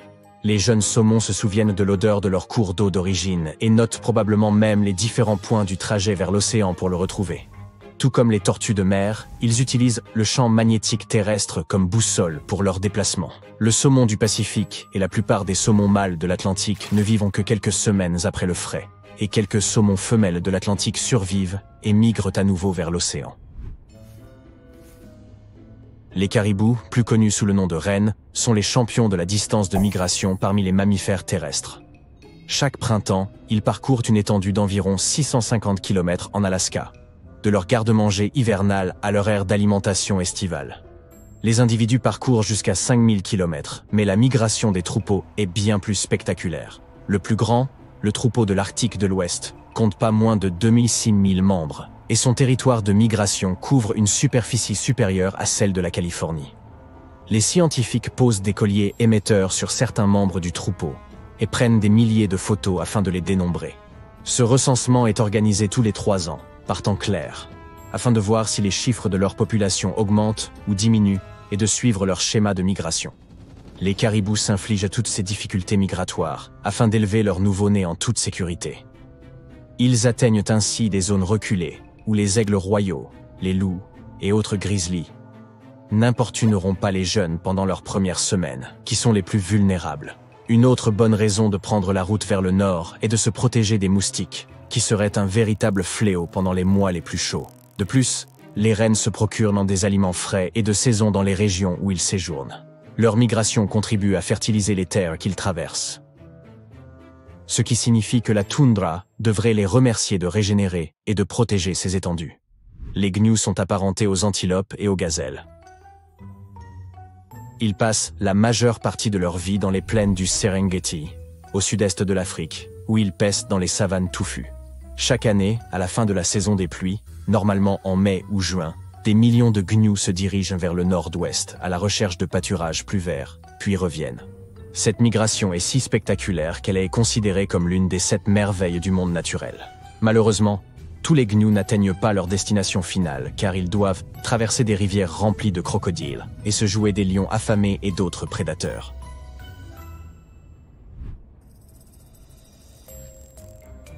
Si l'on observe les itinéraires de migration des libellules, on peut affirmer qu'elles sont de véritables globe-trotteuses. Les scientifiques ont découvert une de ces routes, qui s'étend de l'Inde aux Maldives, puis aux Seychelles, au Mozambique et à l'Ouganda et en chemin inverse, sur une distance d'au moins 14 000 km. Il s'agit de la plus longue migration d'insectes connue à ce jour. Il semble qu'elles entreprennent cette épopée lorsque les températures atteignent un certain seuil et que les jours commencent à s'allonger. Elles suivent alors les pluies qui commencent pendant la saison des moussons en Inde et arrivent pendant la saison des pluies en Afrique de l'Est et du Sud. Un seul de ces fragiles insectes ne peut affronter tout le voyage. Il s'agit donc d'une sorte de course de relais qui comprend 4 générations de libellules. Chaque génération joue son rôle dans le périple. Les chercheurs ne peuvent pas installer de traceurs radio sur les libellules, comme ils le font avec d'autres animaux, car les insectes sont trop petits. Pour reconstituer le puzzle de leur route migratoire, ils ont donc analysé 21 années de données fournies par des amateurs bénévoles, ainsi que des échantillons d'ailes provenant de musées. Chacun de ces échantillons portait un code chimique qui permettait de déterminer approximativement la provenance de l'insecte. Ces données ont aidé les scientifiques à comprendre la distance parcourue par tel ou tel insecte à l'âge adulte. On sait que les éléphants traversent l'Afrique depuis des siècles. Ils se fient à la mémoire du chef de leur troupeau pour se souvenir de ses périlleux itinéraires migratoires. Ce grand chef des éléphants guide tous les autres vers des sources d'eau et de nourriture lorsque les saisons changent. Les éléphants migrent également pour éviter les dangers, qui sont le plus souvent représentés par l'homme. Les éléphants ont développé leur propre méthode de communication pour transmettre des informations sur un éventuel danger. Ils utilisent des sécrétions chimiques, des vibrations, des gestes et le toucher. Récemment, de nombreux pays d'Afrique ont restauré certaines des plus anciennes voies de migration des éléphants. Ces animaux à grandes oreilles évitent généralement les zones dangereuses pendant des générations, mais dès qu'ils savent que la route est sûre, ils l'empruntent à nouveau. Très bien, tu fais de la plongée sous-marine dans la mer, tu admires les coraux et les poissons de toutes les couleurs qui passent, quand soudain, une ombre énorme apparaît au-dessus de toi. Tu lèves les yeux et tu vois une énorme créature qui s'approche de toi, sa bouche béante prête à t'avaler. Détends-toi, reste tranquille et tout ira bien. Ce Léviathan est un requin pèlerin, un des monstres marins les plus effrayants qui existent, mais en fait, il n'est pas vraiment capable de faire du mal à qui que ce soit. Les requins pèlerins sont des filtreurs, tout comme les baleines à fanon. Ils ouvrent leur grande gueule pour avaler du plancton et n'ont même pas de dents. Il est tard dans la nuit dans la jungle d'Amérique centrale, tu es dans la nature pour observer les oiseaux et tu entends un battement d'ailes. Excité, tu regardes attentivement dans tes jumelles de vision nocturne pour soudain voir apparaître un visage tout droit sorti de tes pires cauchemars. Ne crie pas, tu vas l'effrayer. C'est une chauve-souris toute ridée qui est parfaitement inoffensive et qui ne s'intéresse pas à toi. Ce sont des chauves-souris frugivores et les rides sur leur visage leur permettent de recueillir les morceaux de fruits et du jus pour manger plus tard. D'ailleurs, leur nom latin, Centurio senex, leur a été donné à cause de leur ressemblance avec des humains centenaires. Tu te promènes dans un parc national népalais et décides de te laver le visage dans une rivière. Mais soudain, tu restes figé de terreur. Un crocodile te regarde droit dans les yeux à quelques mètres de distance. Puis il lève son museau au-dessus de l'eau et tu respires à nouveau soulagé. C'est un gavial du Gange. Ces reptiles ont un museau long et étroit qui leur permet de capturer efficacement des poissons tout en leur interdisant de chasser toute autre proie. Bien qu'ils soient encore carnivores, les gavials sont assez timides et s'éloignent rapidement à la vue des humains. À l'heure actuelle, il n'y a pas plus d'1 millier de ces crocodiliens dans le monde entier. Alors laisse tomber, surtout s'il s'agit d'une fille gaviale. Ah ah ah. Tu creuses dans ton jardin et tu remarques que quelque chose bouge sur ta pelle. Tu regardes de plus près et tu laisses tomber l'outil avec horreur. Une petite créature qui ressemble à un méchant extraterrestre se précipite dans un terrier dans le sol. Ne t'inquiète pas, ce n'est qu'un condylure étoilé. Ces créatures ont un museau particulier qui semble avoir explosé de l'intérieur. Leurs yeux sont petits et peu efficaces, donc cette espèce d'étoile sur leur nez les aide beaucoup à se déplacer et à chercher de la nourriture. Elle est toujours en mouvement, en train de toucher tout ce qu'elle peut atteindre avec ses tentacules, comme si c'était de minuscules doigts. Oh, tu te baignes à nouveau dans l'océan ? Eh bien, regarde sur ta droite. Il y a un vrai requin avec des dents qui foncent droit sur toi. Non, ne panique pas, c'est juste un requin-taureau. Et il n'a rien d'un taureau. C'est un requin piscivore qui nage lentement dans les mers et chasse sa proie de temps en temps. On n'a jamais rapporté d'attaque sur les humains, mais il a toujours des rangées de dents pointues, alors n'essaie pas de le toucher au cas où. Il peut sembler tranquille, mais tu ne voudrais pas qu'il te grignote, n'est-ce pas ? Bon, de l'océan au désert, tu es en Australie et tu as envie d'un peu d'eau. Tu vois un endroit où tu peux peut-être en trouver. Alors tu commences à creuser dans le sol et tu tombes sur une créature venue des profondeurs de la terre, toute couverte d'épines. Elle te regarde avec suspicion et s'éloigne en glissant, car ce n'est qu'un diable cornu. Malgré son nom inquiétant, ce lézard est inoffensif pour l'homme. Les bosses en forme de cornes qu'il porte sur la peau servent à le protéger des prédateurs et des oiseaux de proie. Les épines sont dures, mais tant que tu ne les touches pas, tout va bien. Maintenant, si tu es arachnophobe, cela ne te servira pas à grand-chose, mais les frines, que tu peux rencontrer en Amérique du Nord et du Sud, ainsi qu'en Asie et en Afrique, ont plus peur de toi que toi d'elles. Dis-toi bien cela. Ces créatures cauchemardesques n'ont pas de dard et ne mordent même pas lorsqu'elles sont menacées. Le pire qu'elles puissent faire, et seulement si tu les accules, or pourquoi ferais-tu une chose pareille, est de te piquer avec leurs pattes avant, en laissant de minuscules marques de piqûres sur tes doigts. Beaucoup de gens les prennent carrément comme animaux de compagnie, car elles sont très affectueuses envers leurs propriétaires. Ouais. Si jamais tu tombes sur un terrier où il y a une créature chauve avec de grandes dents qui te regarde, ne t'en fais pas et laisse-la tranquille. Les rataupes nus sont les chats sphinx parmi les rongeurs. Ce sont des parents proches des rataupes, mais bon, ils sont nus, et ils sont fascinants en eux-mêmes. Comme ils vivent presque complètement sous terre, ils ont quasiment le sang-froid, mais peuvent vivre à n'importe quelle température extérieure. Et leur peau ridée et flasque ne ressent aucune douleur, de sorte que les dents pointues des autres ne font pas peur aux rataupes nus. Tu es une fois de plus perdu dans la jungle, cette fois-ci à Madagascar. Pauvre de toi, décidément. La nuit est tombée et tu cherches un abri. Mais quand tu penses avoir trouvé un arbre approprié pour construire un refuge, tu restes figé de terreur. Une main noire avec de longs doigts apparaît sur une branche de l'arbre juste au-dessus de toi, avec 2 énormes yeux jaunes qui te fixent.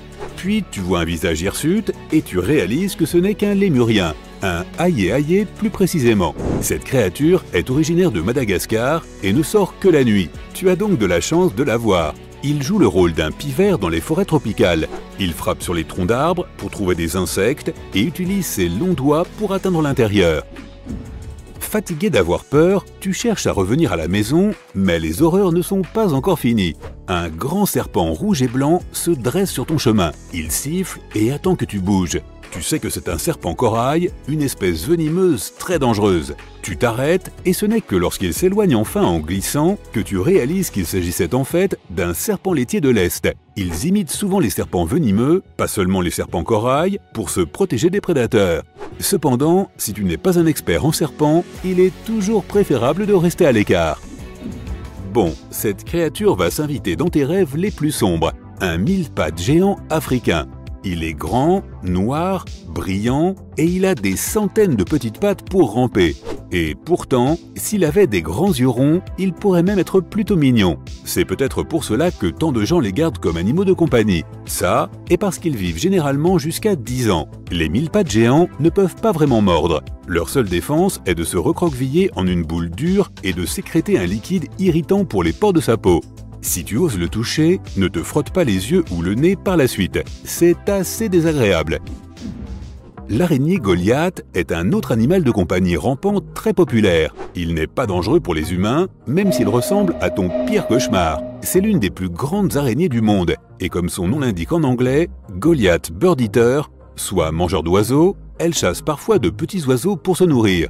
Mais elles ne font pas partie de son régime alimentaire habituel. L'araignée préfère les vers et les amphibiens. Cependant, évite de l'effrayer. Elle peut toujours mordre ou libérer des poils en cas de légitime défense. La piqûre est semblable à celle d'une guêpe et les poils peuvent provoquer une grave irritation de la peau.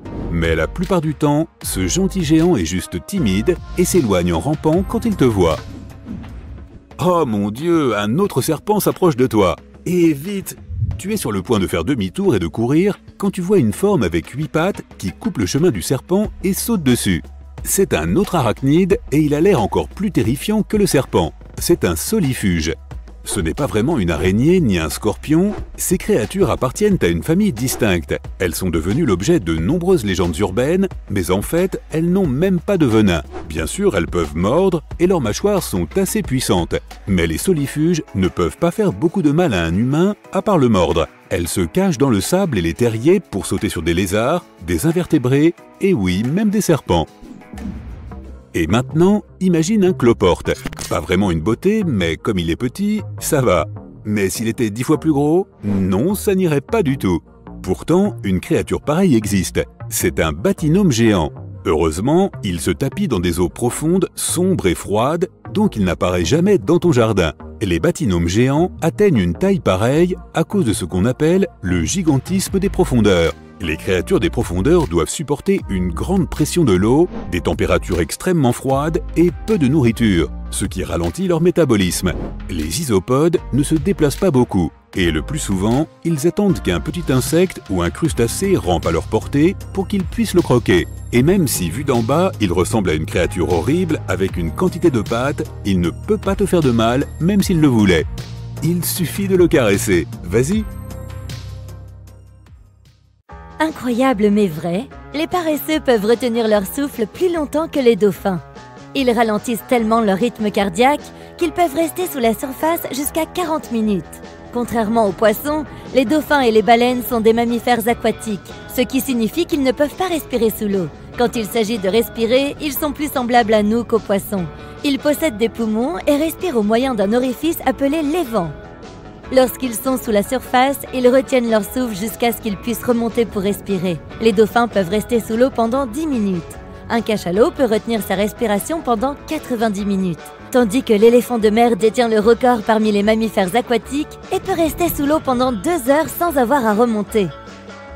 Il existe une guêpe si minuscule, plus minuscule encore qu'une tête d'épingle, qu'elle fait presque la taille d'une amibe, sachant que les amibes sont composées que d'une seule cellule.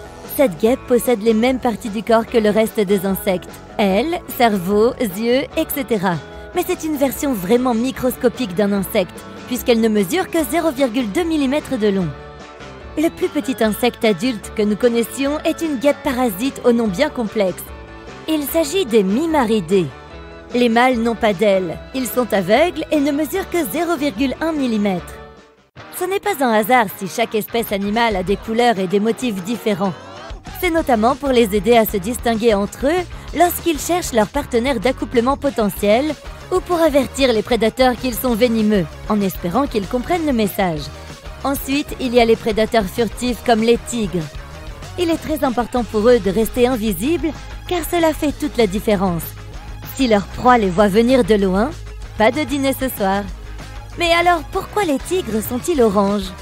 Pour nous, l'orange est une couleur utilisée pour les choses qui doivent être très visibles. Par exemple, pour les gilets de sécurité ou les cônes de signalisation. Pour l'œil humain, l'orange se distingue généralement dans l'environnement. Donc, si un tigre se dirige vers toi, tu le repéreras assez facilement. Mais les humains ont une vision des couleurs dites trichromatiques. Lorsque la lumière de ton environnement entre dans ton œil, elle frappe la rétine, une fine couche située à l'arrière de celui-ci. Pour traiter cette lumière, la rétine utilise deux types de récepteurs de lumière, les bâtonnets et les cônes.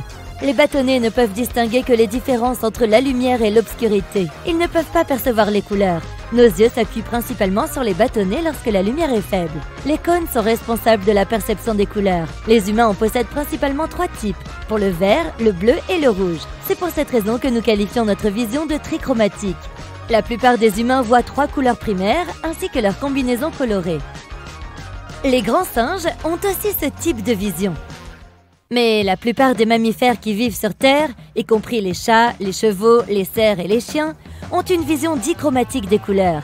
Les rétines de leurs yeux possèdent des cônes pour deux couleurs seulement, le vert et le bleu. Lorsque les humains obtiennent des informations uniquement à partir de leurs cônes vert et bleu, ils sont considérés comme daltoniens, puisqu'ils ne peuvent pas, par exemple, faire la différence entre les nuances de vert et de rouge. Cette situation est similaire chez les mammifères terrestres. Les cerfs sont sûrement la proie des tigres bien plus souvent que les humains, et ils ne voient pas les tigres en orange, mais en vert. Des tigres verts seraient sans doute plus difficiles à repérer, ce qui signifierait plus de viande pour les tigres.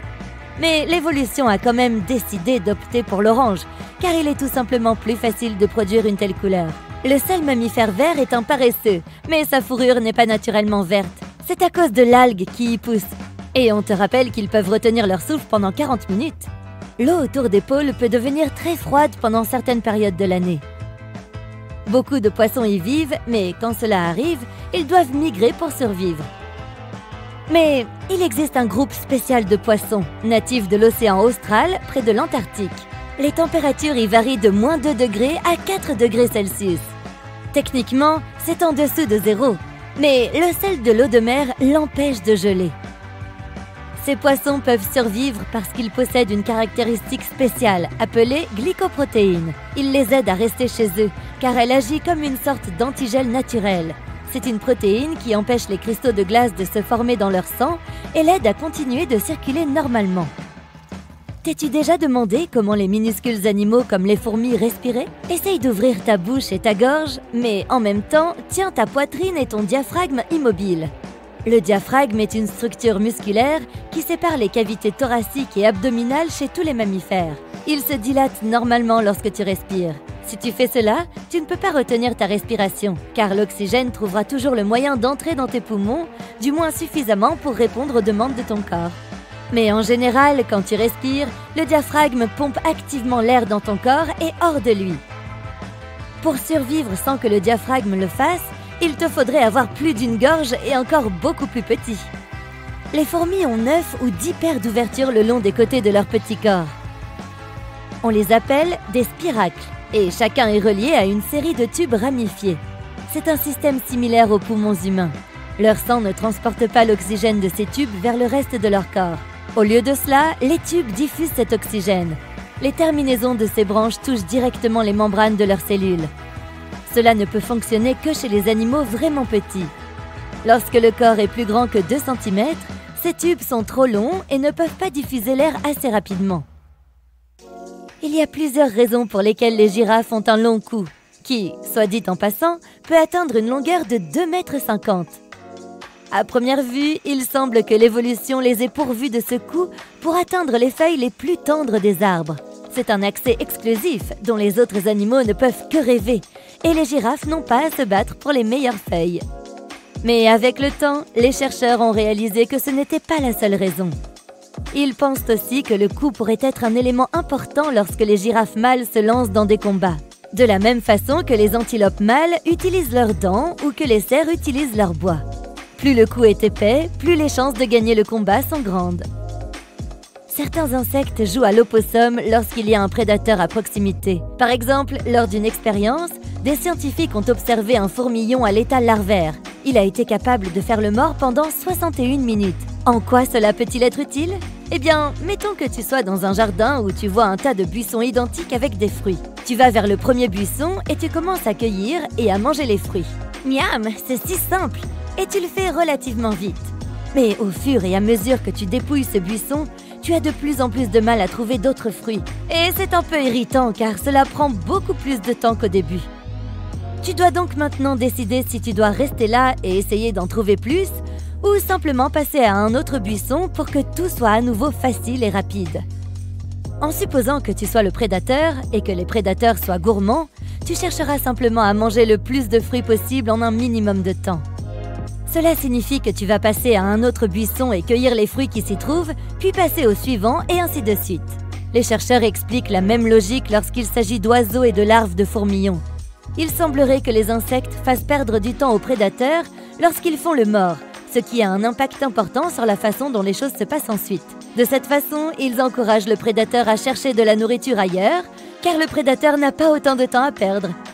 Donc faire semblant d'être mort est en fait un bon moyen de rester en vie. Selon l'espèce, les jeunes oiseaux passent de 10 à 30 jours dans leurs œufs. Il n'y a pas d'air à l'intérieur, mais la nature a créé un mécanisme parfait pour qu'ils puissent respirer. Pendant qu'un oisillon se développe à l'intérieur de l'œuf, une sorte de structure creuse en forme de sac se développe à partir de l'intestin. C'est comme une petite poche qui fusionne avec une deuxième membrane qui entoure l'embryon. Ensemble, ils forment un type de membrane spéciale. Ainsi, une extrémité est attachée à l'embryon, tandis que l'autre est proche de la surface intérieure de la coquille de l'œuf. Cette membrane spéciale agit comme un tissu pulmonaire et relie le monde extérieur au système circulaire de l'oisillon. La plupart des animaux ont des yeux, mais certaines espèces en requièrent davantage. Par exemple, certains reptiles, amphibiens et poissons ont un troisième œil sur le dessus de la tête. Ce n'est pas quelque chose qui améliore beaucoup leur vue, mais cela les aide simplement à se repérer grâce à la lumière du soleil et à réguler leur température corporelle. De nombreux invertébrés ont plus de 2 yeux. La plupart des araignées en ont 8, car de cette façon, elles peuvent repérer leur proie plus facilement. Bon, soyons réalistes. Nous, les humains, nous sommes plutôt ordinaires. Nous ne sommes pas des super-héros dotés de super-pouvoirs, n'est-ce pas? Quoi? Vous n'étiez pas au courant? Le monde animal, quant à lui, possède un tas de super-héros. Certaines créatures va-et-vont éternellement, d'autres semblent se moquer des lois de la gravité. D'autres encore sont immunisés contre le venin, et d'autres enfin peuvent courir sur l'eau. Certains d'entre eux vous donneront des frissons. Le premier super-pouvoir de la liste est la capacité à vivre sans eau. Les rats kangourous peuvent se passer d'eau pendant des années. En fait, cela ne les dérange pas de vivre sans eau. Les humains, en revanche, ne peuvent survivre que 3 jours sans eau. Humains, 0, rats, kangourous, 1. Ces petits animaux vivent dans des zones désertiques extrêmement arides et doivent puiser l'eau dans les graines et les plantes qu'ils mangent. Bien que cela puisse paraître un peu inquiétant, les rats kangourous savent aussi extraire l'eau de leur urine avant d'aller aux toilettes. Ainsi, ils ne perdent pas une seule goutte de cette précieuse humidité. Cela pourrait s'avérer utile lors d'événements sportifs. Laissez-moi maintenant vous présenter le Peter Parker du monde animal. Tout à fait. On dirait que Spider-Man est bien réel, mais qu'il n'est pas humain. Voici un lézard gecko, ou plus simplement un gecko. Cette créature a la merveilleuse capacité de grimper sur toutes sortes de surfaces verticales et peut même se promener au plafond. Cet exploit qui défie les lois de la gravité est possible grâce au coussinet plantaire unique du lézard, recouvert de minuscules poils. Ils peuvent s'accrocher à presque toutes les surfaces, qu'elles soient lisses, dures, rugueuses ou molles. Un autre fait amusant à propos de ces lézards est qu'ils n'ont pas de paupières. Ils gardent donc toujours un œil grand ouvert sur ce qui se passe autour d'eux. Si tu te demandes comment ils font pour protéger leurs yeux, voici la réponse. Leurs yeux sont recouverts d'une membrane transparente, la cornée. Bien sûr, ils ne peuvent pas fermer les yeux, Et s'ils ont quelque chose dans l'œil, ils le lèchent tout simplement. C'est vrai, ils nettoient leurs globes oculaires en les léchant. On peut imaginer qu'il s'agit d'un autre super pouvoir. Des super pouvoirs supersoniques? Oui, bien sûr. Une crevette subtropicale d'environ 2 cm et demi désoriente sa proie avec une onde de choc. Malgré sa taille modeste, la crevette pistolet est l'un des animaux marins les plus bruyants. Lorsque la crevette fait claquer ses pinces, elle crée un bruit aussi fort qu'un boom sonique. Naturellement, ce son étourdit la proie, et la crevette peut l'attraper sans trop d'efforts.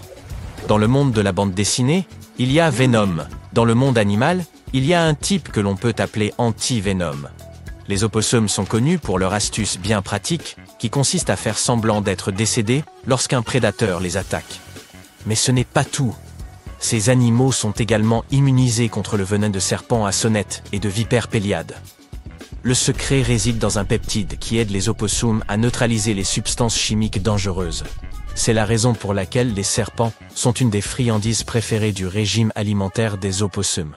Leur alimentation se compose par ailleurs d'un élément curieux, les tiques.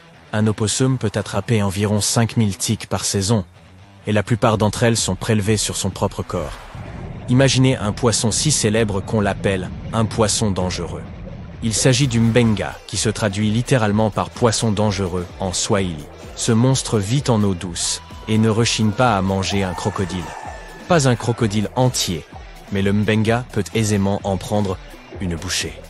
Enfin, pour être honnête, les mbengas ont peur des crocodiles, tout comme les crocodiles ont peur des mbengas. Vous regardez cette vidéo à l'aide d'un pareil, n'est-ce pas?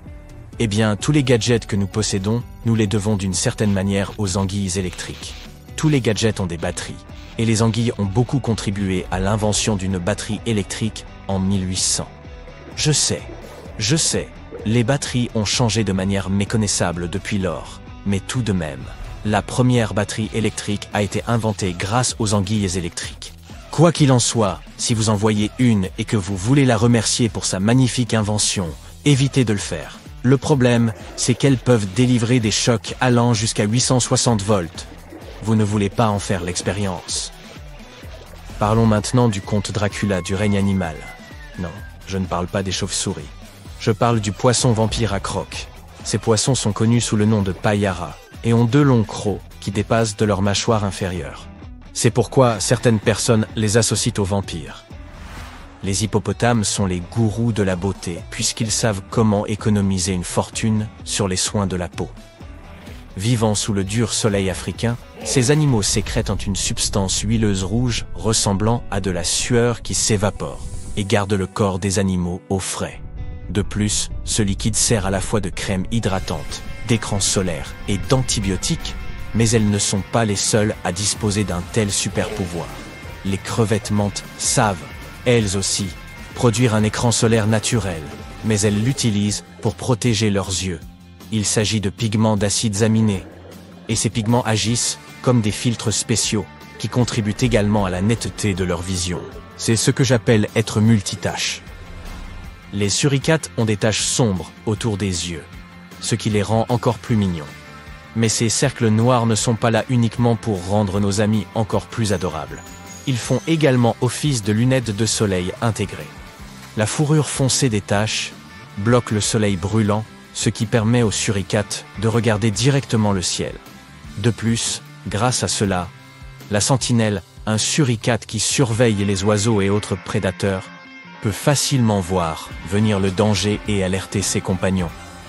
Les chèvres sauvages sont célèbres pour leur talent d'escalade, mais c'est le bouquetin des Alpes, dans le nord de l'Italie, qui est le champion. Cet animal peut escalader presque toutes les surfaces verticales, défiant ainsi plusieurs lois de la physique. Il est intéressant de noter que les animaux qui marchent sur les parois des falaises les plus abruptes sont généralement des chèvres mères, accompagnées de leurs petits. Les grands mâles préfèrent garder leur distance et utiliser des surfaces horizontales planes. Ils sont malins. Les saumons sont d'habiles navigateurs qui pourraient en faire rougir de honte la plupart des conducteurs. Cependant, cette compétition ne serait pas équitable. Après tout, les saumons peuvent sentir le champ magnétique de la planète et s'en servir pour s'orienter s'ils se perdent. Si vous avez du mal à vous orienter en ville, un saumon pourrait vous aider. N'oubliez pas d'attacher l'aquarium. Certains animaux se protègent avec du venin ou de vilaines morsures, tandis que d'autres utilisent des astuces chimiques pour se protéger. Écoutez ceci. Certaines espèces de mille-pattes produisent du cyanure d'hydrogène et l'exsudent lorsqu'ils se sentent menacés. Le cyanure d'hydrogène est inodore, mais très toxique. Un seul petit mille-pattes ne peut pas vous blesser gravement, mais vous risquez d'avoir des brûlures, voire des cloques si votre peau est sensible. De plus, pour rendre le tableau encore plus effrayant, certains mille-pattes brillent dans le noir. Alors faites attention. Et si vous voyez un point lumineux rampant la nuit, sauvez-vous aussi vite que possible. Lorsque le Bombix se sent menacé, il pulvérise un liquide brûlant à partir de l'extrémité de son abdomen en émettant un bruit sec. Dès que le lépidoptère sent un danger, une réaction chimique se déclenche dans des réservoirs spéciaux situés dans son abdomen. La chaleur dégagée par ce processus atteint presque le point d'ébullition et produit également un gaz spécial qui déclenche l'éjection. Cette super protection est généralement fatale pour les insectes attaquants. J'imagine. Les lézards Jésus-Christ ont l'étrange capacité de courir sur l'eau. Tout d'abord, leurs pattes arrière sont équipées de longs orteils dont les franges de peau peuvent s'étaler sur l'eau. Ainsi, une plus grande surface du pied du lézard est en contact avec l'eau. Ensuite, lorsqu'il court sur l'eau, ses pattes bouent à une vitesse incroyable. Cela crée de petites poches d'air qui empêchent l'animal de se noyer en le maintenant à la surface. Les puces ne sont pas toujours très intéressantes, mais cela ne les rend pas moins étonnantes. Ces minuscules bestioles peuvent sauter environ 50 fois la longueur de leur corps. Si les gens pouvaient en faire autant, nous serions capables de sauter approximativement à 1,5 km dans les airs. Eh bien, essayons. Le plus curieux dans l'étonnante capacité des puces, c'est qu'elles tirent la plus grande partie de la puissance de leur saut de leurs orteils, et non de leurs genoux. Quel est votre super pouvoir animal préféré? Je vote pour le rat kangourou. Je n'aime pas faire la queue pour aller aux toilettes. Encore raté. Tu viens de perdre 1 heure à courir partout avec un journal enroulé en essayant d'attraper cette mouche qui n'arrête pas de bourdonner autour de ta tête. 3 questions. Pourquoi n'a-t-elle pas peur de toi? Pourquoi ne part-elle pas ailleurs? Et comment se fait-il qu'elle soit si incroyablement rapide? Les mouches ont en fait une vitesse assez normale pour leur taille. C'est toi qui es juste un peu trop lent. Le cerveau d'une petite mouche réagit plusieurs fois plus vite que le tien à ce qu'elle voit. 1 seconde pour toi équivaut à 5 ou 6 secondes pour une mouche. Quand une mouche te regarde, elle te voit comme si tu étais au fond d'une piscine, en train de te déplacer très lentement. Lâche un ballon de baudruche par la fenêtre de ta chambre et regarde-le tomber par terre. C'est à peu près la lenteur avec laquelle une mouche voit se mouvoir les choses. Elle a donc des réflexes dignes d'un ninja, mais elle a aussi des yeux spéciaux. Ils sont divisés en milliers de récepteurs qui captent la lumière en même temps. Tu utilises de petits muscles pour tourner tes yeux et ta tête afin de regarder dans différentes directions. Les mouches n'ont pas ces muscles, elles n'en ont pas besoin. Elles peuvent voir dans toutes les directions en même temps, ou presque. Peu importe de quel côté tu attaques, cette mouche va presque certainement te voir venir. Tu as probablement déjà vu des avions supersoniques dans les films, volant et se retournant à une vitesse incroyable. Une mouche est à peu près comme ça, mais avec des ailes bien plus élaborées. Elle peut changer de direction en plein vol, s'arrêter et esquiver tout obstacle. Elle peut même calculer une trajectoire de vol avant de décoller. Bon, cette fois, tu vas vraiment écraser cette mouche. Tandis que tu lèves ton papier enroulé, le cerveau de l'insecte calcule où il va atterrir. La mouche met immédiatement son corps dans la position parfaite, prête à effectuer une manœuvre d'évitement. Si ta main se déplace devant l'insecte, ses pattes s'inclinent immédiatement vers l'arrière pour l'aider à s'envoler dans l'autre direction. Waouh! Cette mouche ferait un excellent boxeur ou un très bon gardien de but. Mais pourquoi cette mouche se donne-t-elle la peine de rester dans le coin alors que tu essaies sans cesse de l'écraser? Eh bien, parce que ton corps est un festin 5 étoiles et que ta peau est la table du buffet, avec des rangées et des rangées de délicieuses friandises. Quand tu te déplaces dans la journée, ta peau libère de la sueur, des protéines, des glucides, du sel, du sucre et d'autres produits chimiques dont les mouches raffolent. Imagine que tu marches dans le désert et que tu as faim et soif. Tu arrives sur une grande dune de sable et tu l'aperçois. De la nourriture à volonté. des tables de fruits, des sucreries, des sandwichs et la plus grande fontaine de soda au monde. Le videur a l'air d'être gros, dur et rond. C'est une tortue géante. Maintenant, tu sais pourquoi la mouche reste dans les parages. Tu es la tortue. Tu as pourtant une petite chance d'écraser cette mouche, mais elle va quand même s'échapper 8 fois sur 10. Disons qu'une mouche est posée sur la table de ta cuisine. Voici ce que tu dois faire. Tu dois viser quelques centimètres devant l'endroit où tu penses qu'elle va s'envoler. Le cerveau de la mouche pensera que tu vises droit sur elle, donc tu peux la déjouer et la prendre par surprise. Le problème, il est très difficile de prédire le chemin que prendra la mouche pour s'échapper. Si tu es trop lent, pourquoi ne pas appeler du renfort? Voici la cicindèle, vitesse 2,5 mètres par seconde. Elle ne peut pas voler, mais ça n'a pas d'importance. Ce coléoptère court si vite qu'il perd la capacité de voir lorsqu'il se déplace. Il identifie une cible et ensuite se met à courir sur elle. Ce n'est pas un ninja comme la mouche et il ne peut pas changer de direction à mi-chemin. Il doit s'arrêter avant chaque course.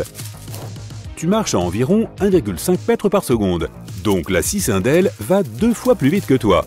Mais pour sa taille, elle est incroyablement rapide. Elle parcourt 125 longueurs de son corps en 1 seconde. Disons que tu fasses 1,80 m. Tu devrais courir 230 mètres en 1 seconde pour être aussi rapide. Si elle se trouve sur la même surface que la mouche, cette dernière n'a aucune chance de lui échapper. Ou peut-être qu'il est temps de faire appel aux forces aériennes. La libellule est l'insecte volant le plus rapide du monde. Cette petite créature peut atteindre 55 km/h. C'est plus rapide qu'un vélo qui descend une colline à toute vitesse. Les ailes de la libellule lui permettent aussi de voler en arrière, à droite, à gauche, en haut et en bas, comme un hélicoptère. Peu importe la vitesse à laquelle la libellule se déplace, elle laisse peu de chance à la mouche. Les mouches, les libellules et les cicindèles sont rapides parce qu'elles évitent de passer trop de temps à l'extérieur. Il y a beaucoup de créatures affamées dans les environs. Mais il existe un insecte qui court vite parce que s'il s'arrêtait, aïe! Pour rencontrer une fourmi argentée si rapide, il faut aller dans le désert du Sahara. Le sable y est si chaud que tu pourrais y faire frire un œuf, bien sablonneux. C'est pourquoi la fourmi argentée se déplace à une vitesse de 0,5 mètres par seconde. Elle ne veut pas se brûler les pattes. Elle a aussi des poils en forme de triangle qui réfléchissent la chaleur, ce qui l'aide à échapper au soleil brûlant. Si cette fourmi était de taille humaine, elle pourrait courir à 600 km/h, plus vite que la voiture la plus rapide du monde. Une autre fourmi détient un record de vitesse. La fourmi Dracula ne peut pas courir aussi vite que la fourmi argentée, mais elle a la bouche la plus rapide du monde. Elle peut ouvrir et fermer ses mâchoires 5000 fois en un clin d'œil. Voici un autre insecte rapide, cette fois-ci un peu plus près de la maison, ou même à l'intérieur. La blatte américaine peut se cacher dans les murs, derrière le poêle, à peu près partout. Il est presque impossible de l'attraper, elle peut courir à 1,5 mètres par seconde. C'est grâce à ses 6 pattes, chacune ayant 3 genoux. Ses pattes sont couvertes de petits poils qui détectent tout changement dans l'air.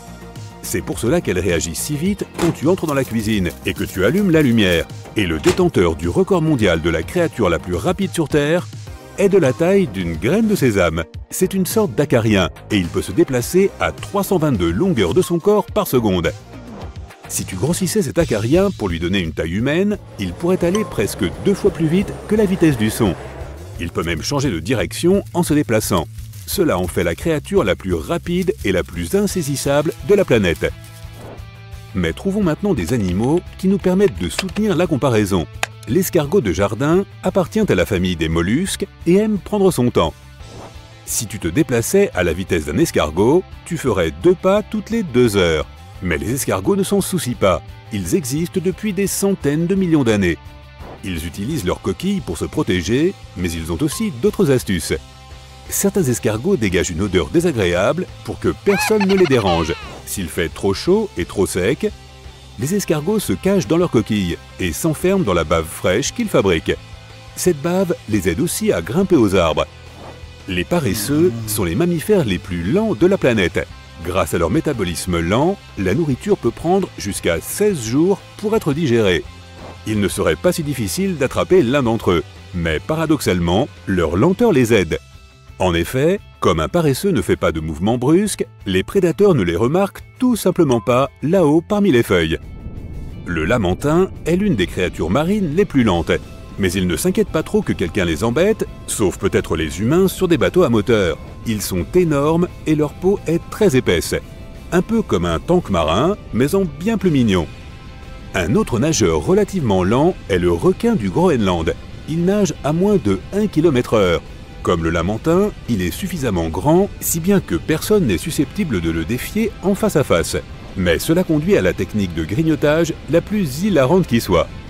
Le requin du Groenland est en fait plus lent que tous les poissons présents dans l'eau. La seule chance qu'il ait est d'attendre que certains de ces poissons s'endorment, puis c'est l'heure du dîner pour lui. Mais ce qui est intéressant, c'est que leur mode de vie paisible prolonge en fait leur espérance de vie. La durée de vie moyenne d'un requin du Groenland est de 300 à 500 ans. Ils vivent dans les océans Atlantique Nord et Arctique. Imagine, tu es en croisière et tu vois un de ces géants au ralenti. Il pourrait avoir 400 ans de plus que toi.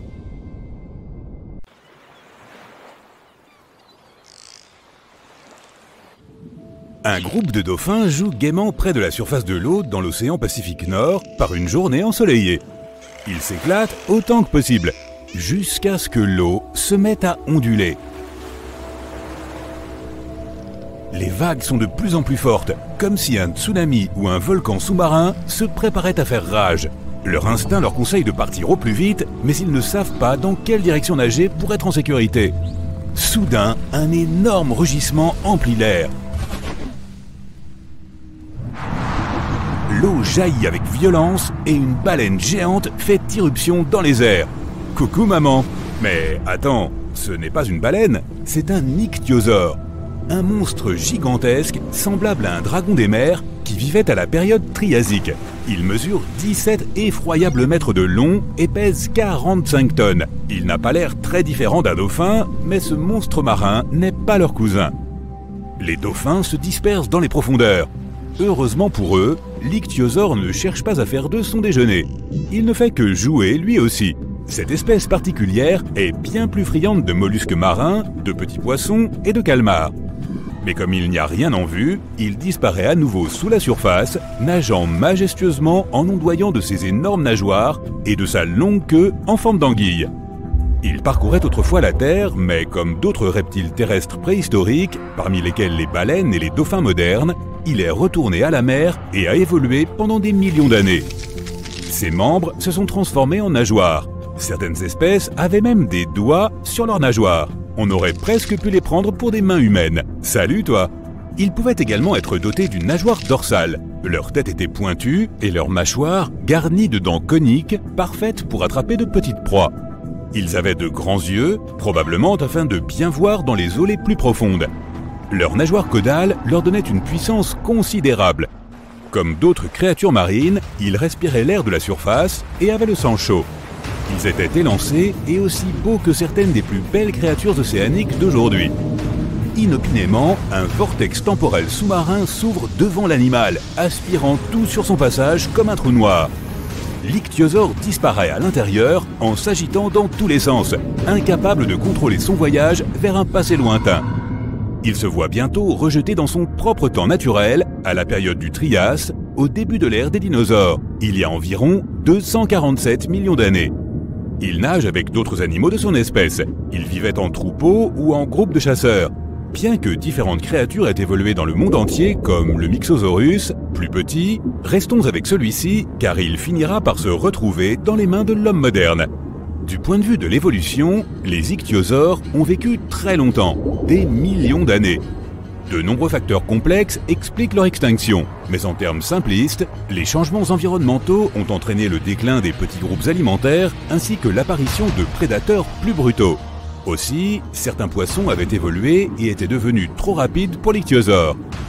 Nous allons donc laisser notre pauvre ami ici, incapable de trouver suffisamment de nourriture et vaincu par une concurrence féroce. Il est affamé, fatigué et faible. Il dérive simplement au gré des courants et finit au fond de l'océan. Des millions d'années ont passé. Au cours du Trias et du Jurassique, le niveau des mers a progressivement baissé, exposant de vastes régions désertiques. La région sur laquelle nous nous concentrons est aujourd'hui le Nevada, dans la partie occidentale des États-Unis. Pendant la période du Crétacé, une chaîne d'îles volcaniques s'est formée. Les bouleversements géologiques ont continué, transformant les fonds de l'océan en nos montagnes modernes. Incrustées dans la roche, et oui, tu l'as deviné, on a trouvé non seulement d'anciens invertébrés, mais aussi des créatures plus récentes. Par exemple, des mammouths et des paresseux géants. Toute une incroyable faune. Mais nous ne sommes pas ici pour eux aujourd'hui. Découvrons plutôt ce qui est arrivé à notre ami. Faisons donc un nouveau saut dans le temps jusqu'en 1998. Lieu, les Augusta Mountains du nord-ouest du Nevada, ou plus précisément un endroit appelé Fossil Hill. Quelques vertèbres dépassaient de la roche. Les chercheurs ont pu déterminer à quelle créature elle appartenait. Clairement, elle était énorme. Elle était tellement enfoncée dans la roche et si complexe que son excavation a pris de nombreuses années. En septembre 2011, les chercheurs ont trouvé d'autres parties bien conservées de la tête, son crâne, ses membres antérieurs et sa cage thoracique. Ce n'est qu'en 2015 que l'ichthyosaure géant a fini d'être extrait. Parmi les fossiles, il y avait un crâne de la taille d'un homme adulte, une épaule et un appendice ressemblant à une nageoire. Et il a fallu un hélicoptère pour déplacer tout ça. L'équipe a nommé la nouvelle espèce Symbospondylus jungorum. Symbospondylus est un mot grec qui signifie colonne vertébrale. Mais appelons notre ichthyosaure Symbo, car il faut bien lui donner un nom et ce sera plus simple pour tout le monde. Il faut avouer que le nom original n'est pas très facile à prononcer. Symbo fut transporté jusqu'au musée d'histoire naturelle de Los Angeles, puis expédié à l'université de Bonn, en Allemagne. Son étude a été entreprise par le paléontologue Martin Sander et ses collègues, en collaboration avec l'université de Mayence.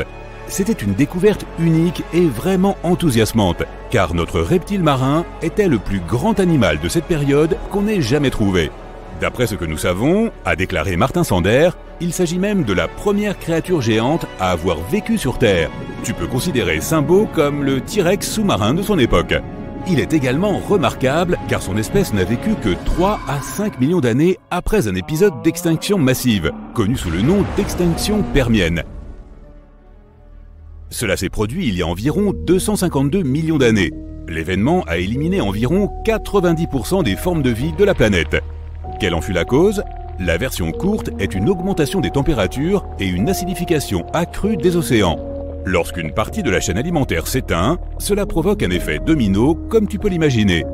Bientôt, il ne reste plus grand-chose à manger et seuls les plus robustes peuvent survivre. L'atmosphère présentait également des niveaux élevés de dioxyde de carbone. Selon certaines théories, ce sont des éruptions volcaniques géantes qui ont causé cela, à l'endroit où se trouvent aujourd'hui les Traps de Sibérie. Ce fut la plus grande éruption volcanique des 500 derniers millions d'années. Les éruptions ont duré 2 millions d'années. De grands volumes de lave basaltique ont recouvert une grande partie de la Sibérie. Aujourd'hui encore, le site est recouvert d'environ 3 millions de kilomètres carrés de roches basaltiques. Selon d'autres théories, c'est un astéroïde qui aurait provoqué l'extinction permienne, plutôt que les volcans. Quoi qu'il en soit, le résultat a été le même et 81% des espèces marines et 70% des vertébrés terrestres de la planète ont disparu. Il y a eu de nombreuses extinctions massives au cours de la préhistoire, mais la taille et l'existence de Symbo sont extraordinaires en considération de l'extinction permienne. Il fallait généralement 9 millions d'années pour qu'une espèce se rétablisse et atteigne une telle taille, mais notre cher ami n'a eu besoin que de la moitié de ce temps. À l'aide de modèles informatiques sophistiqués, les chercheurs ont analysé le réseau alimentaire qui couvrait vraisemblablement la zone, aujourd'hui connue sous le nom de Fossil Hill. Ils ont recréé l'environnement ancien grâce aux données disponibles et ont découvert le réseau alimentaire sous-marin grâce auquel des créatures géantes comme les ichthyosaures survivaient. La théorie affirme que notre Symbo se nourrissait de mollusques marins appelés ammonites, qui ont vécu entre 1 et 3 millions d'années après l'extinction permienne. Les ammonites, aujourd'hui éteintes, ont comblé le vide écologique qui a suivi l'extinction de masse. Ils avaient d'excellentes conditions de vie et peu de prédateurs. Les ichthyosaures ont également évolué rapidement car ils furent les premières créatures géantes à peupler les océans du monde. Ils avaient également peu de concurrence en ce qui concernait leur régime. Symbo jouissait donc d'une énorme réserve de nourriture. Il pouvait manger tranquillement tout son sou. Contrairement aux baleines qui sont devenues si grosses par l'absorption d'aliments comme le plancton, Symbo et ses congénères ont grandi grâce aux ammonites et cela leur a pris beaucoup moins de temps. c'est un bon message pour les enfants. Mangez sainement.